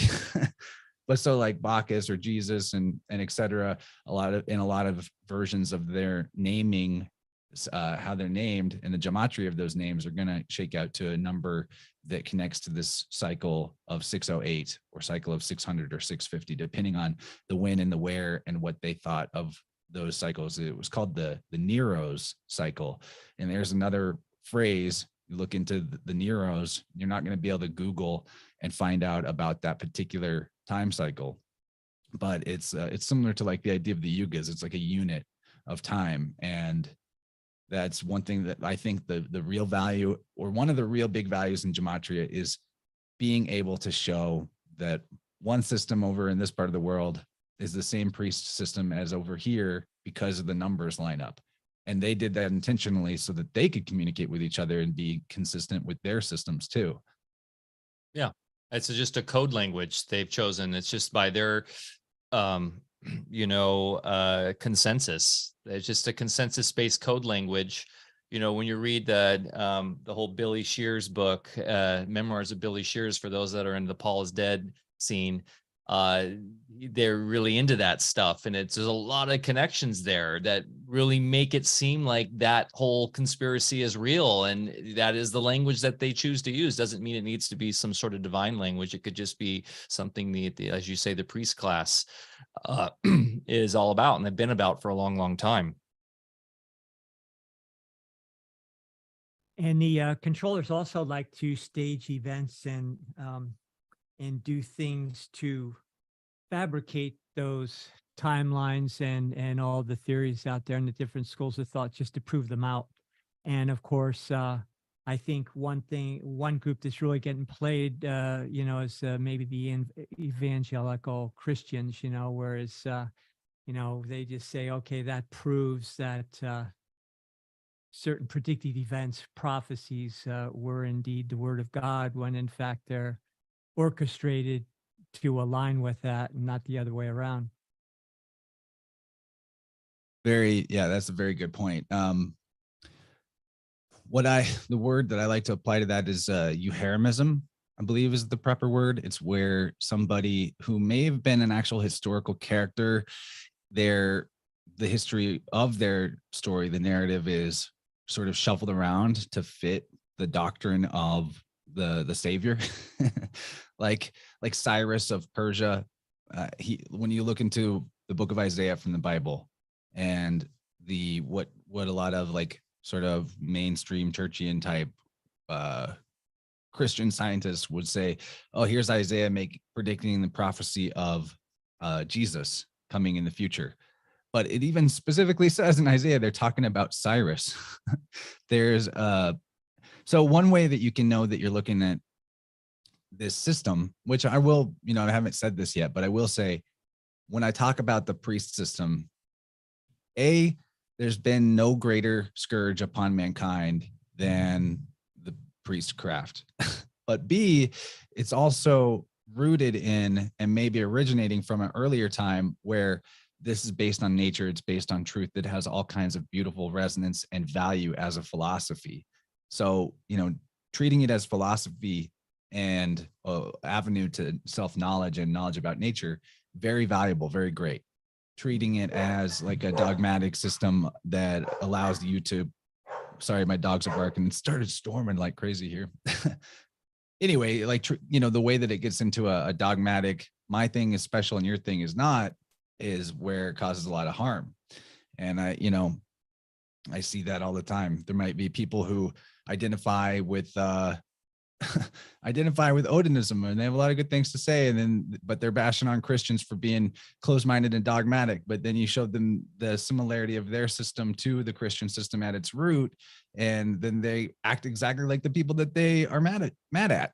And it's not like I'm taking anything away from the culture's individual morality, individual history, individual perspective. All that is still there, but that if any religious system is reflective of truth, then it's reflective of nature, and nature is what it is. And so the value in all of them is deriving from the same place. And I have no problem with that. But what was the question I was on? Where was I going? Well, go ahead. Well, you go, Bear.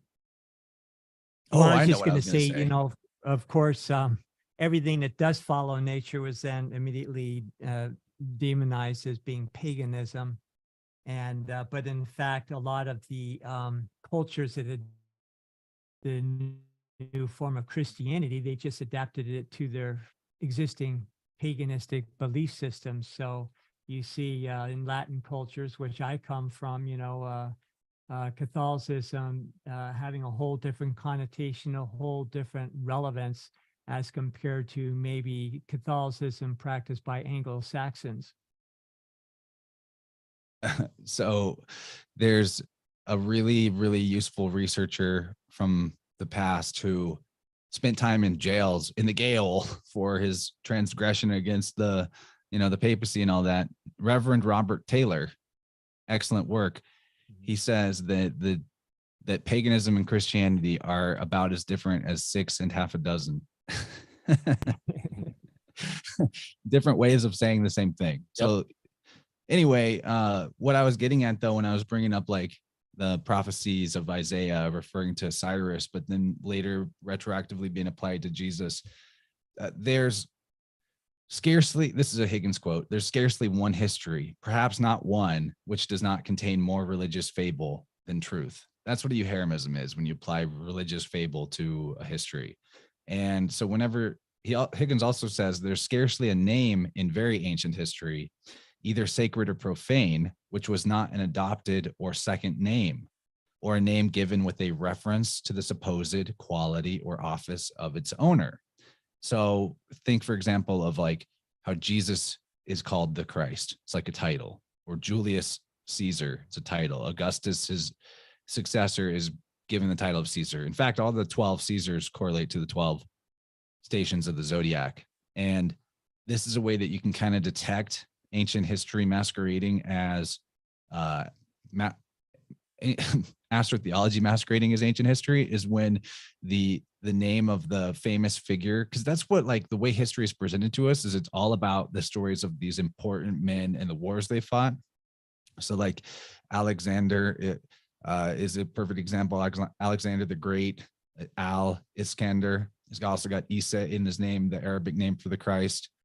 Whenever you can also detect like a name of a philosophical concept in the character, like Jonah and the whale is another good one. This one's an obvious myth, of course, but Jonah is Yuna, the Hebrew word for dove, and it also sounds like yoni. There's a definite correlation between the idea of the dove and the yoni in the mythos, and in particular, you see that when in the Ark or Arga storyline, in whoever's culture it is, the boat, the ark, which represents the feminine generative principle combined with the masculine, the hull of the boat is the whole, and the mast is the lingam or the phallus, that once the flood waters are receding, the flood hero lets out a dove. This happens in all kinds of cultures. It's specifically a dove most of the time, except in the ancient Mexican version of the story, it's a hummingbird that comes back. But regardless, this fact that Jonah was swallowed by a whale, which is a version of the ark, actually, his name means dove, then you can see that that's more of like a title. And so every time you see a new name bestowed like that, you're looking at this type of priest system. And interestingly, it's even been applied to humanity at large. And that's one of the things that's important, like, about studying this stuff, to know that the legalese black magic type of deal, the straw man story that we're all subjected to, is actually like a version of, it's like causing human beings to live out the fiction of mythology as if it was who they really were, identifying with the character rather than the I am and all that. And the ark is also depicted in the sign of Cancer, which is a water element, and the crab that carries its offspring, its eggs, on its belly as it crawls around through the water element. And I'm more than convinced that a lot of the biblical corollaries are really treatises in astrophysiology. And not just astrotheology, because the Zodiac Man. Really, it really outlines how we unfold embryologically. If you follow the science round through the seasons counterclockwise, and then going in the opposite direction as Steiner did, it shows how on a grander scale it depicts the whole evolution of mankind, through the ages. And he does a great job as far as correlating each sign with the coming of a new age and so forth. So it's really about, I think, building the temple, rebuilding the temple, telling us the physics of biochemistry, so that we can have the knowledge to create the ark that then is capable of receiving the resonance, the full resonance, unadulterated, of spirit, so that we can be fully realized. And if you think about it, what other reason would there be for us to embody in the first place if it wasn't for that realization process?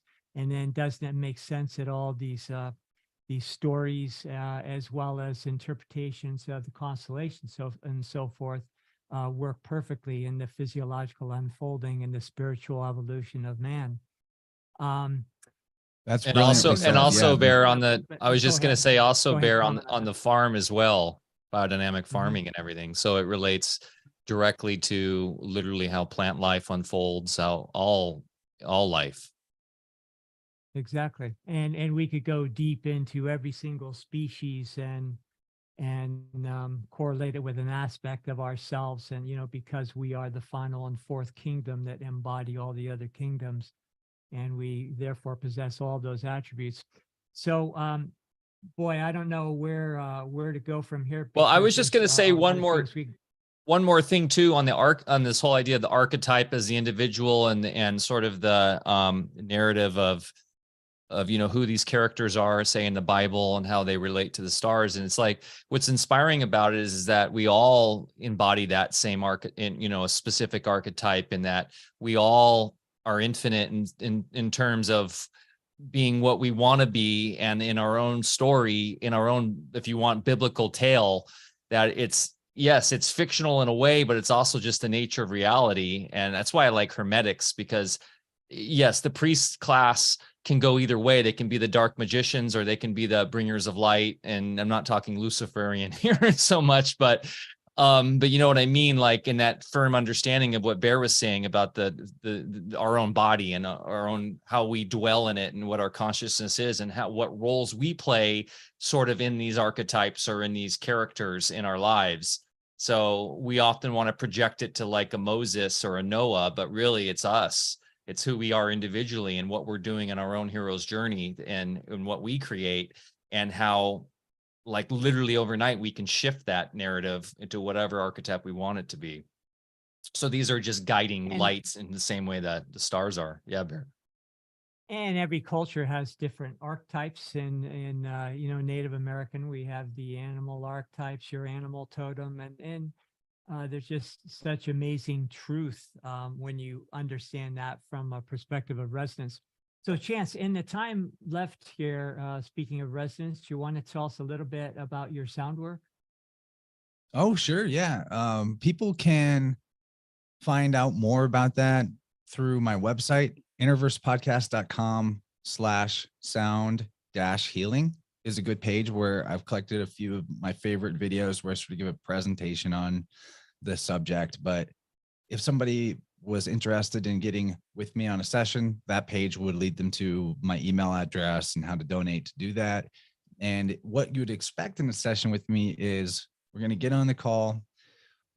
You'll maybe send me a few pieces of preliminary information before we start, so that I can be thinking about those things. If you have a certain health condition or a certain type of emotional situation that you want to work on, or if you want it to be more of an exploratory deal, that's 100% fine. In some ways, that's great, because I think a lot of people come to a ceremony with me wanting to experience the party trick is what I call it. The party trick of some guy in another state or another country waving around tuning forks in his living room and then telling you stuff about your life and when it happened. Because it's like most of my life I wouldn't have even thought that was possible.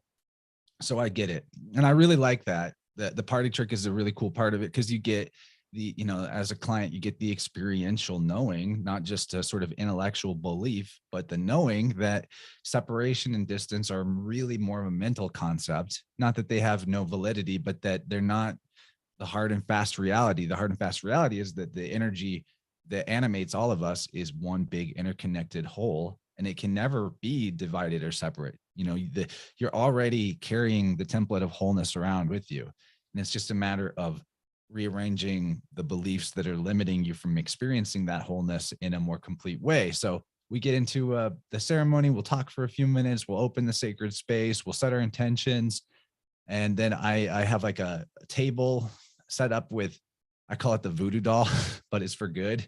I use a lot of selenite crystals to sort of lay out a skeleton of selenite skeleton.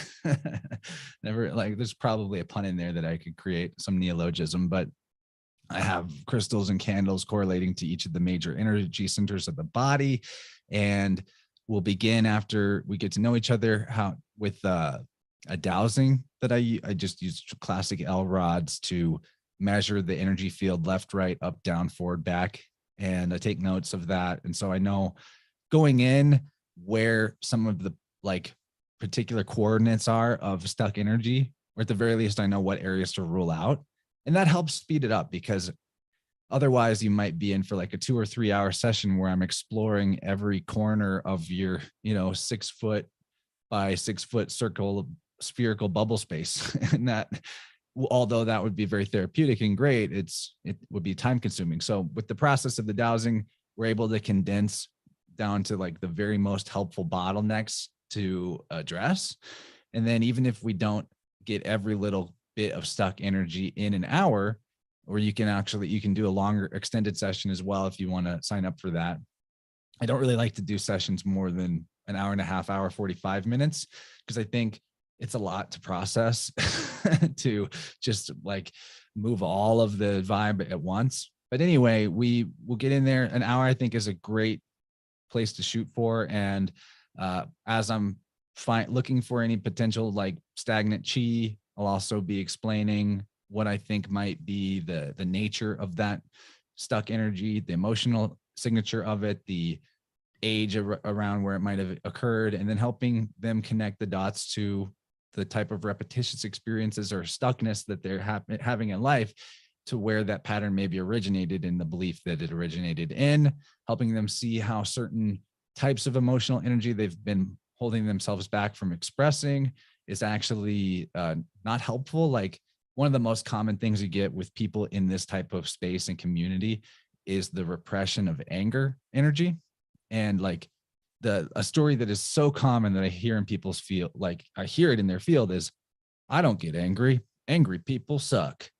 But then what that turns into is like sort of a timid, not able to get what you want in life type of experience, because this is the deal with all the polarities of energy that we interpret as negative, that energy is just energy. And so like the color red, just because it might in one sense influence sort of like aggression or anger or fear, doesn't mean that it doesn't also represent vital life force and grounding and safety and security and all that, right? So anger is a good example, where if you're interpreting a certain feeling in your body as anger and that anger is bad, you're also closing the door potentially to healthy aggression, healthy assertiveness.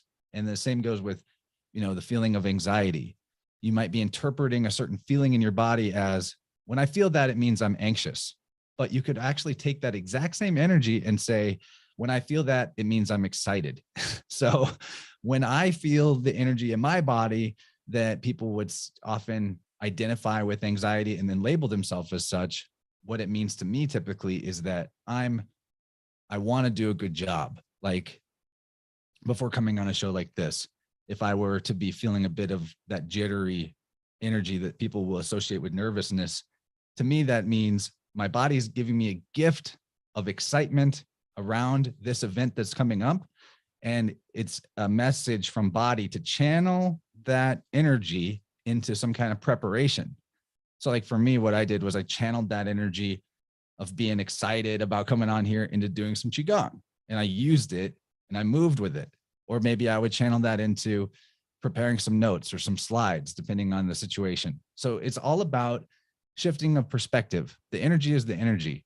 Anxiety energy is not anxiety energy by default. It's just energy. It could also be excitement. You can use it, or you can be, you can get it stuck, and then it gets stagnant, and then it gets all rotten. So that's what I help people do in the session, is see where they're blocking a certain color of their spectrum because they've associated it with something negative, some label that's not helpful. And then ideally getting to a zero balance in as many of those areas as possible, like integrating and releasing any stuck sadness, or, for example, so that then whenever they feel that signature again, they can express it a little bit at a time. And then instead of coming out as like exploding bottled up anger, for example, it's just an in the moment little assertion of, no, I don't want that. No, I don't want that. And then it's not toxic. It's not explosive. It's just like correcting, it's steering your ship. You're just making a little adjustment to the rudder, which is what the energy is always for to begin with. It's just when it gets all, your ship gets overloaded with the cargo of unspent or unprocessed energy, is where the ship starts taking on water and it starts getting harder to stay afloat on the seas of consciousness, right? It's just it's a tonal field is all we're talking about. And anger is a great move up the ladder from depression. Depression, I mean, if you want to take one emotional term that really sucks, it would be depression, because you're just sitting there and, ineffectual. It helps sometimes when you're in that kind of state to get a little pissed off. And then it moves the energy up. And then the key is not to keep in your solar plexus, but to keep moving it up the rungs there. There's that old saying that has a lot of truth. It's better to be pissed off than pissed on. So, it's about keeping the energy moving. And, what you're talking about as far as at a distance, it's actually working the way you're describing is better at a distance. Because if you look at I agree, it's of better at the a distance. things that you're, the things you're speaking on, like just take emotions, they do not exist on the physical plane. Again, they are on the water plane. And if you know how to harness that water plane through radiesthesia, through sound work and so forth, now you've got a direct conduit into that. That's how homeopathy works. You're getting rid of all the physical constituents and just leaving an imprint of the resonance. And now that resonance can go right to the energetic with less physical impediment. So there's a lot of great wisdom to it. I find it curious, we have no problem sitting here. You're in Missouri, Mike, you live over the mountain range from me. And here we're all talking to each other. We've even got living pictures and sound and everything else. And what's happening? We're transmitting frequencies. The only thing is it's the crudest level of electronic frequencies. Now, all we're talking about with your healing work is going into that next level of electronic refinement and being able to go through the ethers. And if anybody has a hard time believing, that this is possible, then you're just lacking a little bit of information about how the etheric mechanisms work in the first place. And the more you know, the more you can be specific as far as what you want to do on that plane. No different than everything you do every day on the physical plane. You have a very methodical way of going about things because that's how you get things done. It's the same thing on any other plane or subplane of those planes. Yeah, exactly. What I like about the whole process and why I'm so grateful to have learned from Eileen and been able to develop my own sort of methodology based on how she talks about it is that, like, what's so wonderful about tuning is that it is a very consistent and almost like mechanical process. I'm doing essentially the same thing every time. And it also, for me on the practitioner end, it gets easier the more experience I get, because it's like the metaphor I use is we all may be unique individuals, right? But just like a painting, for example, there may be a painting of a landscape and then a portrait and an abstract and all these different varied expressions, but they're all painted with the same 7 colors, roughly, right? Unless you count white and black as colors. So that's maybe what makes it so kind of mechanical, but it's a consistent thing. It works the same way every time, pretty much. Occasionally there's some special stuff that jumps out, like maybe the ancestral river will get active and you'll be able to realize that there's something further back in terms of the patterning, that it's a family lineage deal that they inherited that occasionally comes up. There's some differences, but yeah, it's a very consistent experience. And that's one of the things that I love about it. Well, it's do you have sort of a synesthesia? I always say that word wrong. Synesthesia effect going on? Do you see color at all? Are you familiar with what that is? It's where certain people hear color, or they'll have a sound, or they'll see a color, and they actually connect a specific tone or a key to that color. I don't really have synesthesia. My wife does, which is really cool. I say I don't have synesthesia. Actually, my take on synesthesia is that it's the default and that we've kind of lost track of it. That like there's only really one sense or perception of reality. And then our body isn't picking up signals from all the different parts of the body and then routing them to a central point and then creating a cohered singular experience of the flow of reality. The flow of reality as we touch it is singular, and then our body does this splitting of the light through the prism type of deal so that we can have different angles at which to process it, right?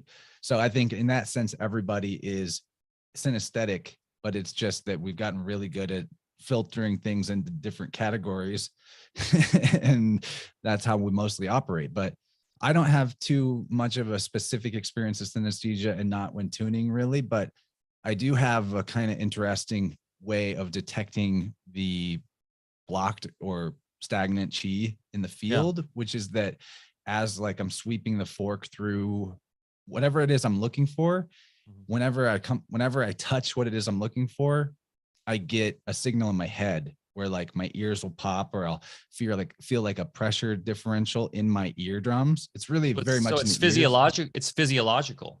It is. And actually, like if I wanted to, I could do a tuning with no forks, because if I just put my hand out and I sweep my hand through a space and I'm looking for, say, the edge of someone's energy field, like the outer boundary, when my hand touches that spot, just in midair, my ears will pop. Kind of like being on a plane going up and your ears pop, but without the discomfort or the loss of hearing. It's just like a little click. It's like an electrical thing. So I rely on that pretty heavily. Once I realized that my body was talking to me that way, I was like, sweet, thanks, body. Keep doing that. That's really helpful. I think it came about from Qigong, maybe, that doing Qigong regularly led my body to have that sort of electrical sensitivity that it could then talk to me through. Very, very helpful. So one difference between me and a lot of people who practice tuning is I'm not so much listening for a pitch change in the fork. That sometimes comes up, but it's more like I'm operating on a yes or no, yes or no. And when it's yes, I get the hit in my head and I go from there. But with that, there's also like things pop into my awareness. Like I might hit the stuck energy and then all of a sudden, it like the knowing will just pop in my head that, oh, this grief is about a pet dying or something. And it'll just, sometimes the knowing will just come in like that. And that was maybe the biggest hurdle of getting proficient with tuning, was learning to trust those messages and not be afraid to just put it out there. Like, I think this is what it is, because it ends up that, like, even in the rare case that it ends up being wrong, they will tell me what it is actually. And then they've still made a connection to something about their story that is relevant. And so even if I said the exact totally wrong thing, if they know what the right thing is, we still did it.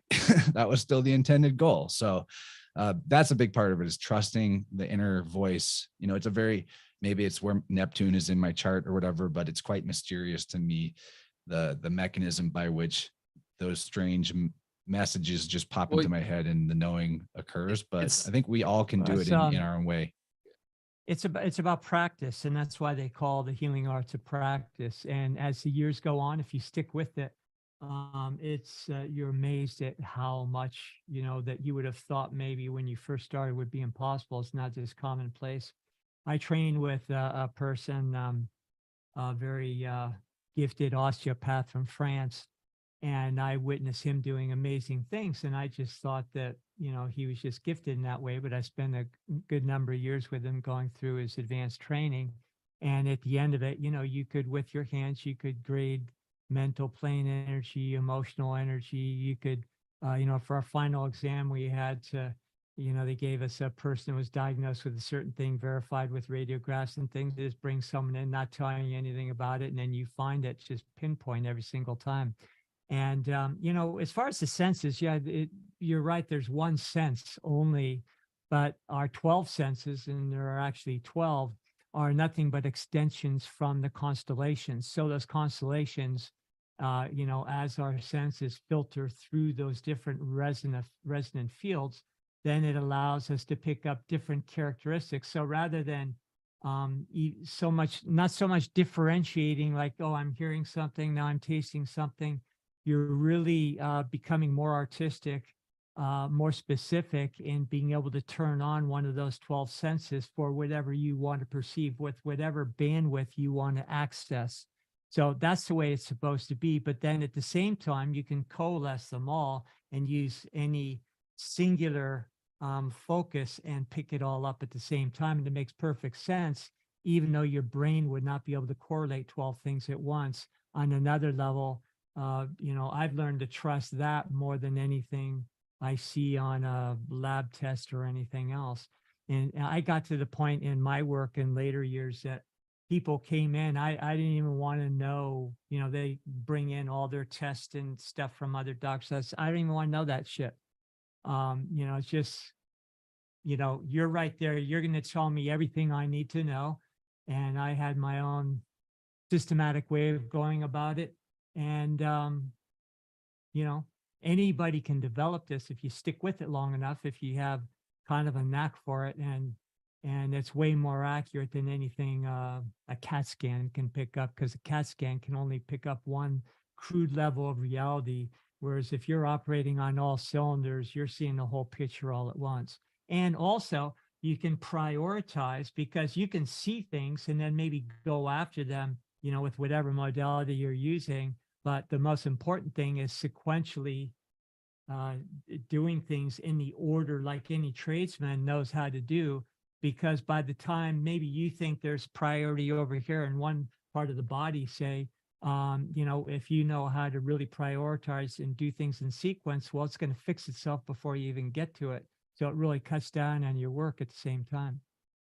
That definitely applies to tuning, where I've developed a pretty good knack for my wife can also attest to this. I actually have this weird innate draw to touch people where they hurt. I just kind of like poke and prod unconsciously at the most sensitive spot accidentally. So that has kind of turned into, with tuning, where I often will find whatever the biggest deal, stuck energy, oldest story is, like the first place I go.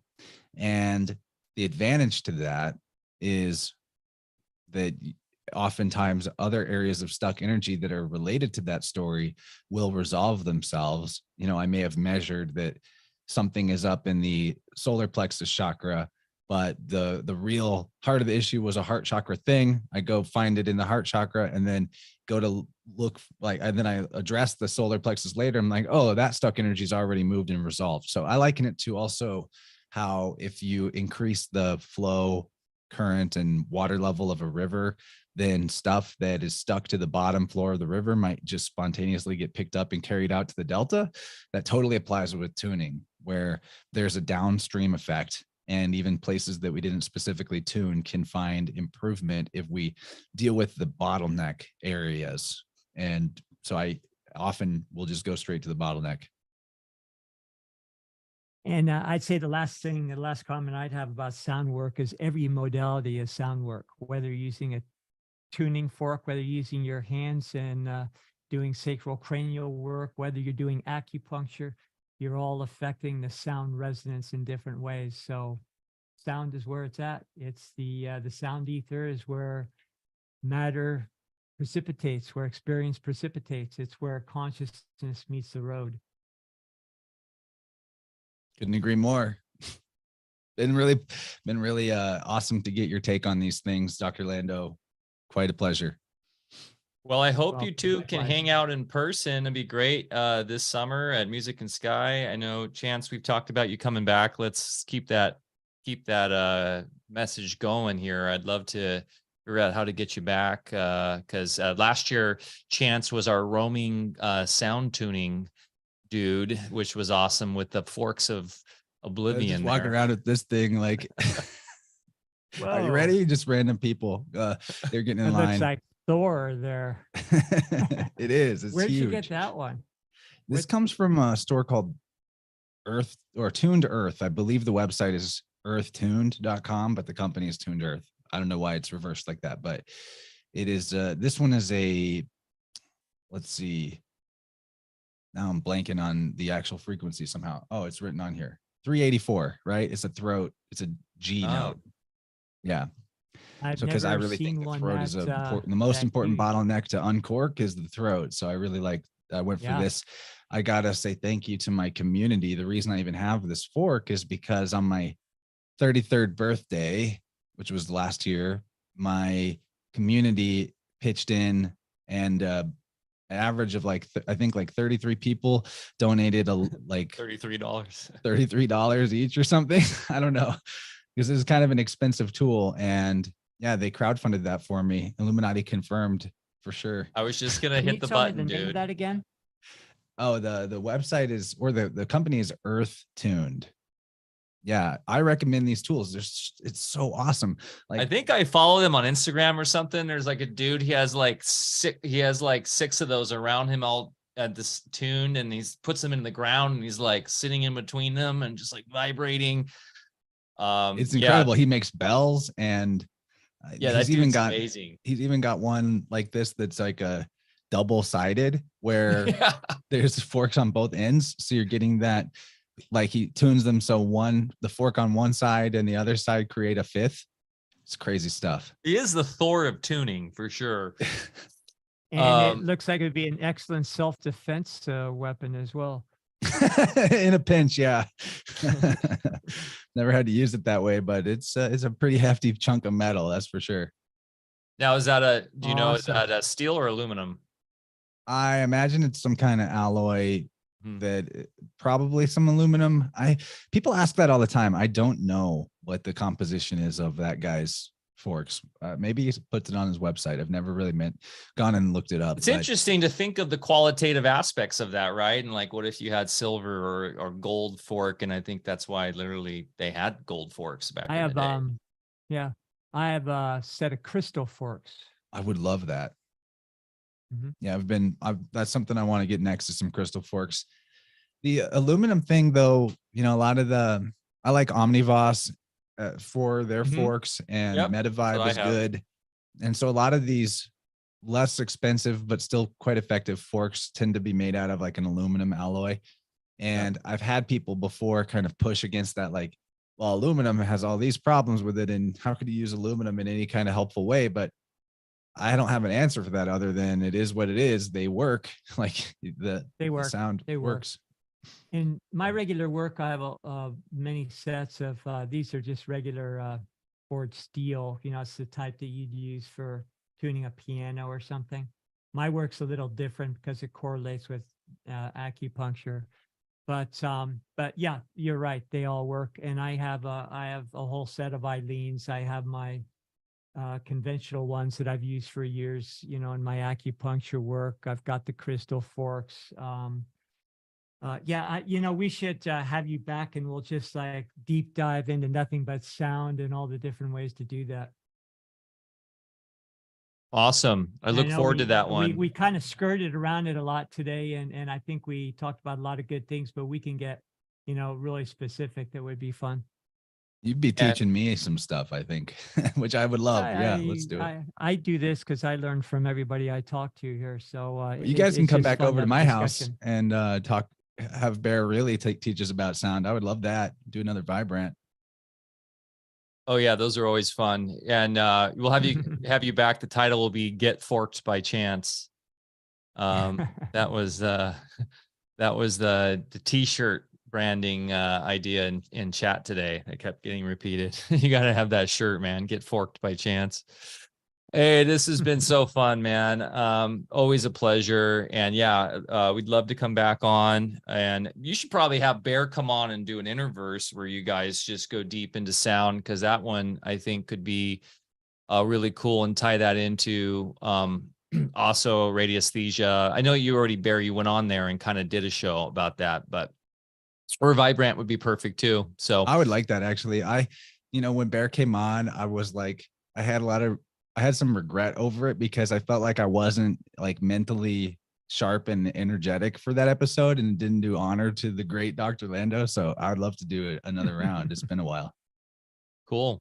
No, Awesome. I had a great time talking to you on that. It went perfect. I didn't notice anything otherwise. That's good. We're always hardest on ourselves, right? That is so true. Absolutely. Oh, I have. There's so many episodes that we do. Sometimes they're just right on. Otherwise, you're thinking of what you should have said, or why the hell did I say that, or I was just out of it, or whatever. It's like anything else. Like on any given in sports, some days you're just in the zone, some days you're not. But that's what Our we play most the game for. popular watched video, we almost didn't put out because I hated my performance on it, and we were debating internally, let's just not even put it out. And it's got like 60,000, I don't know how many views on it, the Bouchamp versus Pasteur one, which led to Andrew Kaufman discovering the whole thing and everything. So have grace, not only for your fellow brothers and sisters, but most importantly for yourself, right, guys? Forgiveness is an extremely powerful tool, extremely powerful. Okay, guys. Wow, what an amazing chat. Please go over to InnerVerse. Your link's down in the show notes below, but give the audience that's listening, Chance, the best place to find you and follow you. My website, InnerVersePodcast.com, is going to have links to everything. But in terms of where they can tune into the content, we have a good YouTube presence, always a lively group of chatters there, many of familiar names who are in the live chat for your streams. I'm on Rockfin as well, and Odyssey as well, BitChute, but really Rockfin and YouTube are the way to go. If you're already a premium member at Rockfin, you can get the extended second hour of the InnerVerse episodes. The Wednesday night Vibrant live streams are always free for the whole 2 or 3 hours. And yeah, there's the iTunes podcast app or Google Play or wherever, Spotify, wherever you might listen to audio shows, you can find my content there also. And appreciate all the support. Appreciate all the really great people in the chat today. It's been fun to watch everyone's responses, and a great highlight life experience to come on Alpha VEDIC. I love your guys' show. So thank you so much for having me. It's been a great time. Thanks for being with us. And you're doing awesome work. And I'd really encourage everybody to get over there to InnerVerse. It's one of my favorites. Just Chance has a very eloquent way of articulating and, really scratching below the surface. So thanks. Keep it up. Yeah, shout out to all the InnerVerse peeps and everybody, Gabriel, Gordy, Garza, all you guys over there. All the G's. All the G's, man. Like it's like going to school in a fun way on Wednesdays, especially. You guys are really tapping into true academia in a way that the mainstream academia, of course, it doesn't. So if you guys are really interested in like history and the true sciences and understanding where we come from and how it all connects to the symbolism and the stars and everything, it's really fun. And it's a really fun group of people in there that are just open to discovery. And also you guys are my community is more researchers than content consumers, like fellow researchers. I love that. Everyone's so awesome. Yeah, like it's good when in your chat, like everybody is an admin or a moderator in your chat. It's like, yeah, man. Well, hey, thanks so much, guys. Please give us a thumbs up, share with your friends and family. It helps get the show out as far as you can. These are the kind of shows that I think are really enlightening and also inspiring for people to listen to that haven't heard this kind of stuff before. So please share with maybe that friend or family member that is maybe you consider quote unquote normie. I think these are the kind of ones that be like, oh yeah, this stuff makes sense. You can go to alphavedic.com to find out all about us. If you are new to us, ALFAVEDIC.com, or our Telegram t.me/alphavedic, and Patreon at patreon.com/alphavedic. We love you. We'll see you next Thursday, 10 a.m. with the great James Tunney. That's going to be a very fun show. And you all have a great weekend. Get outside, get your feet in the dirt, go plant something, go for a hike. Show Mother Nature some love. She'll show it right back and teach you something. Love you. See you guys.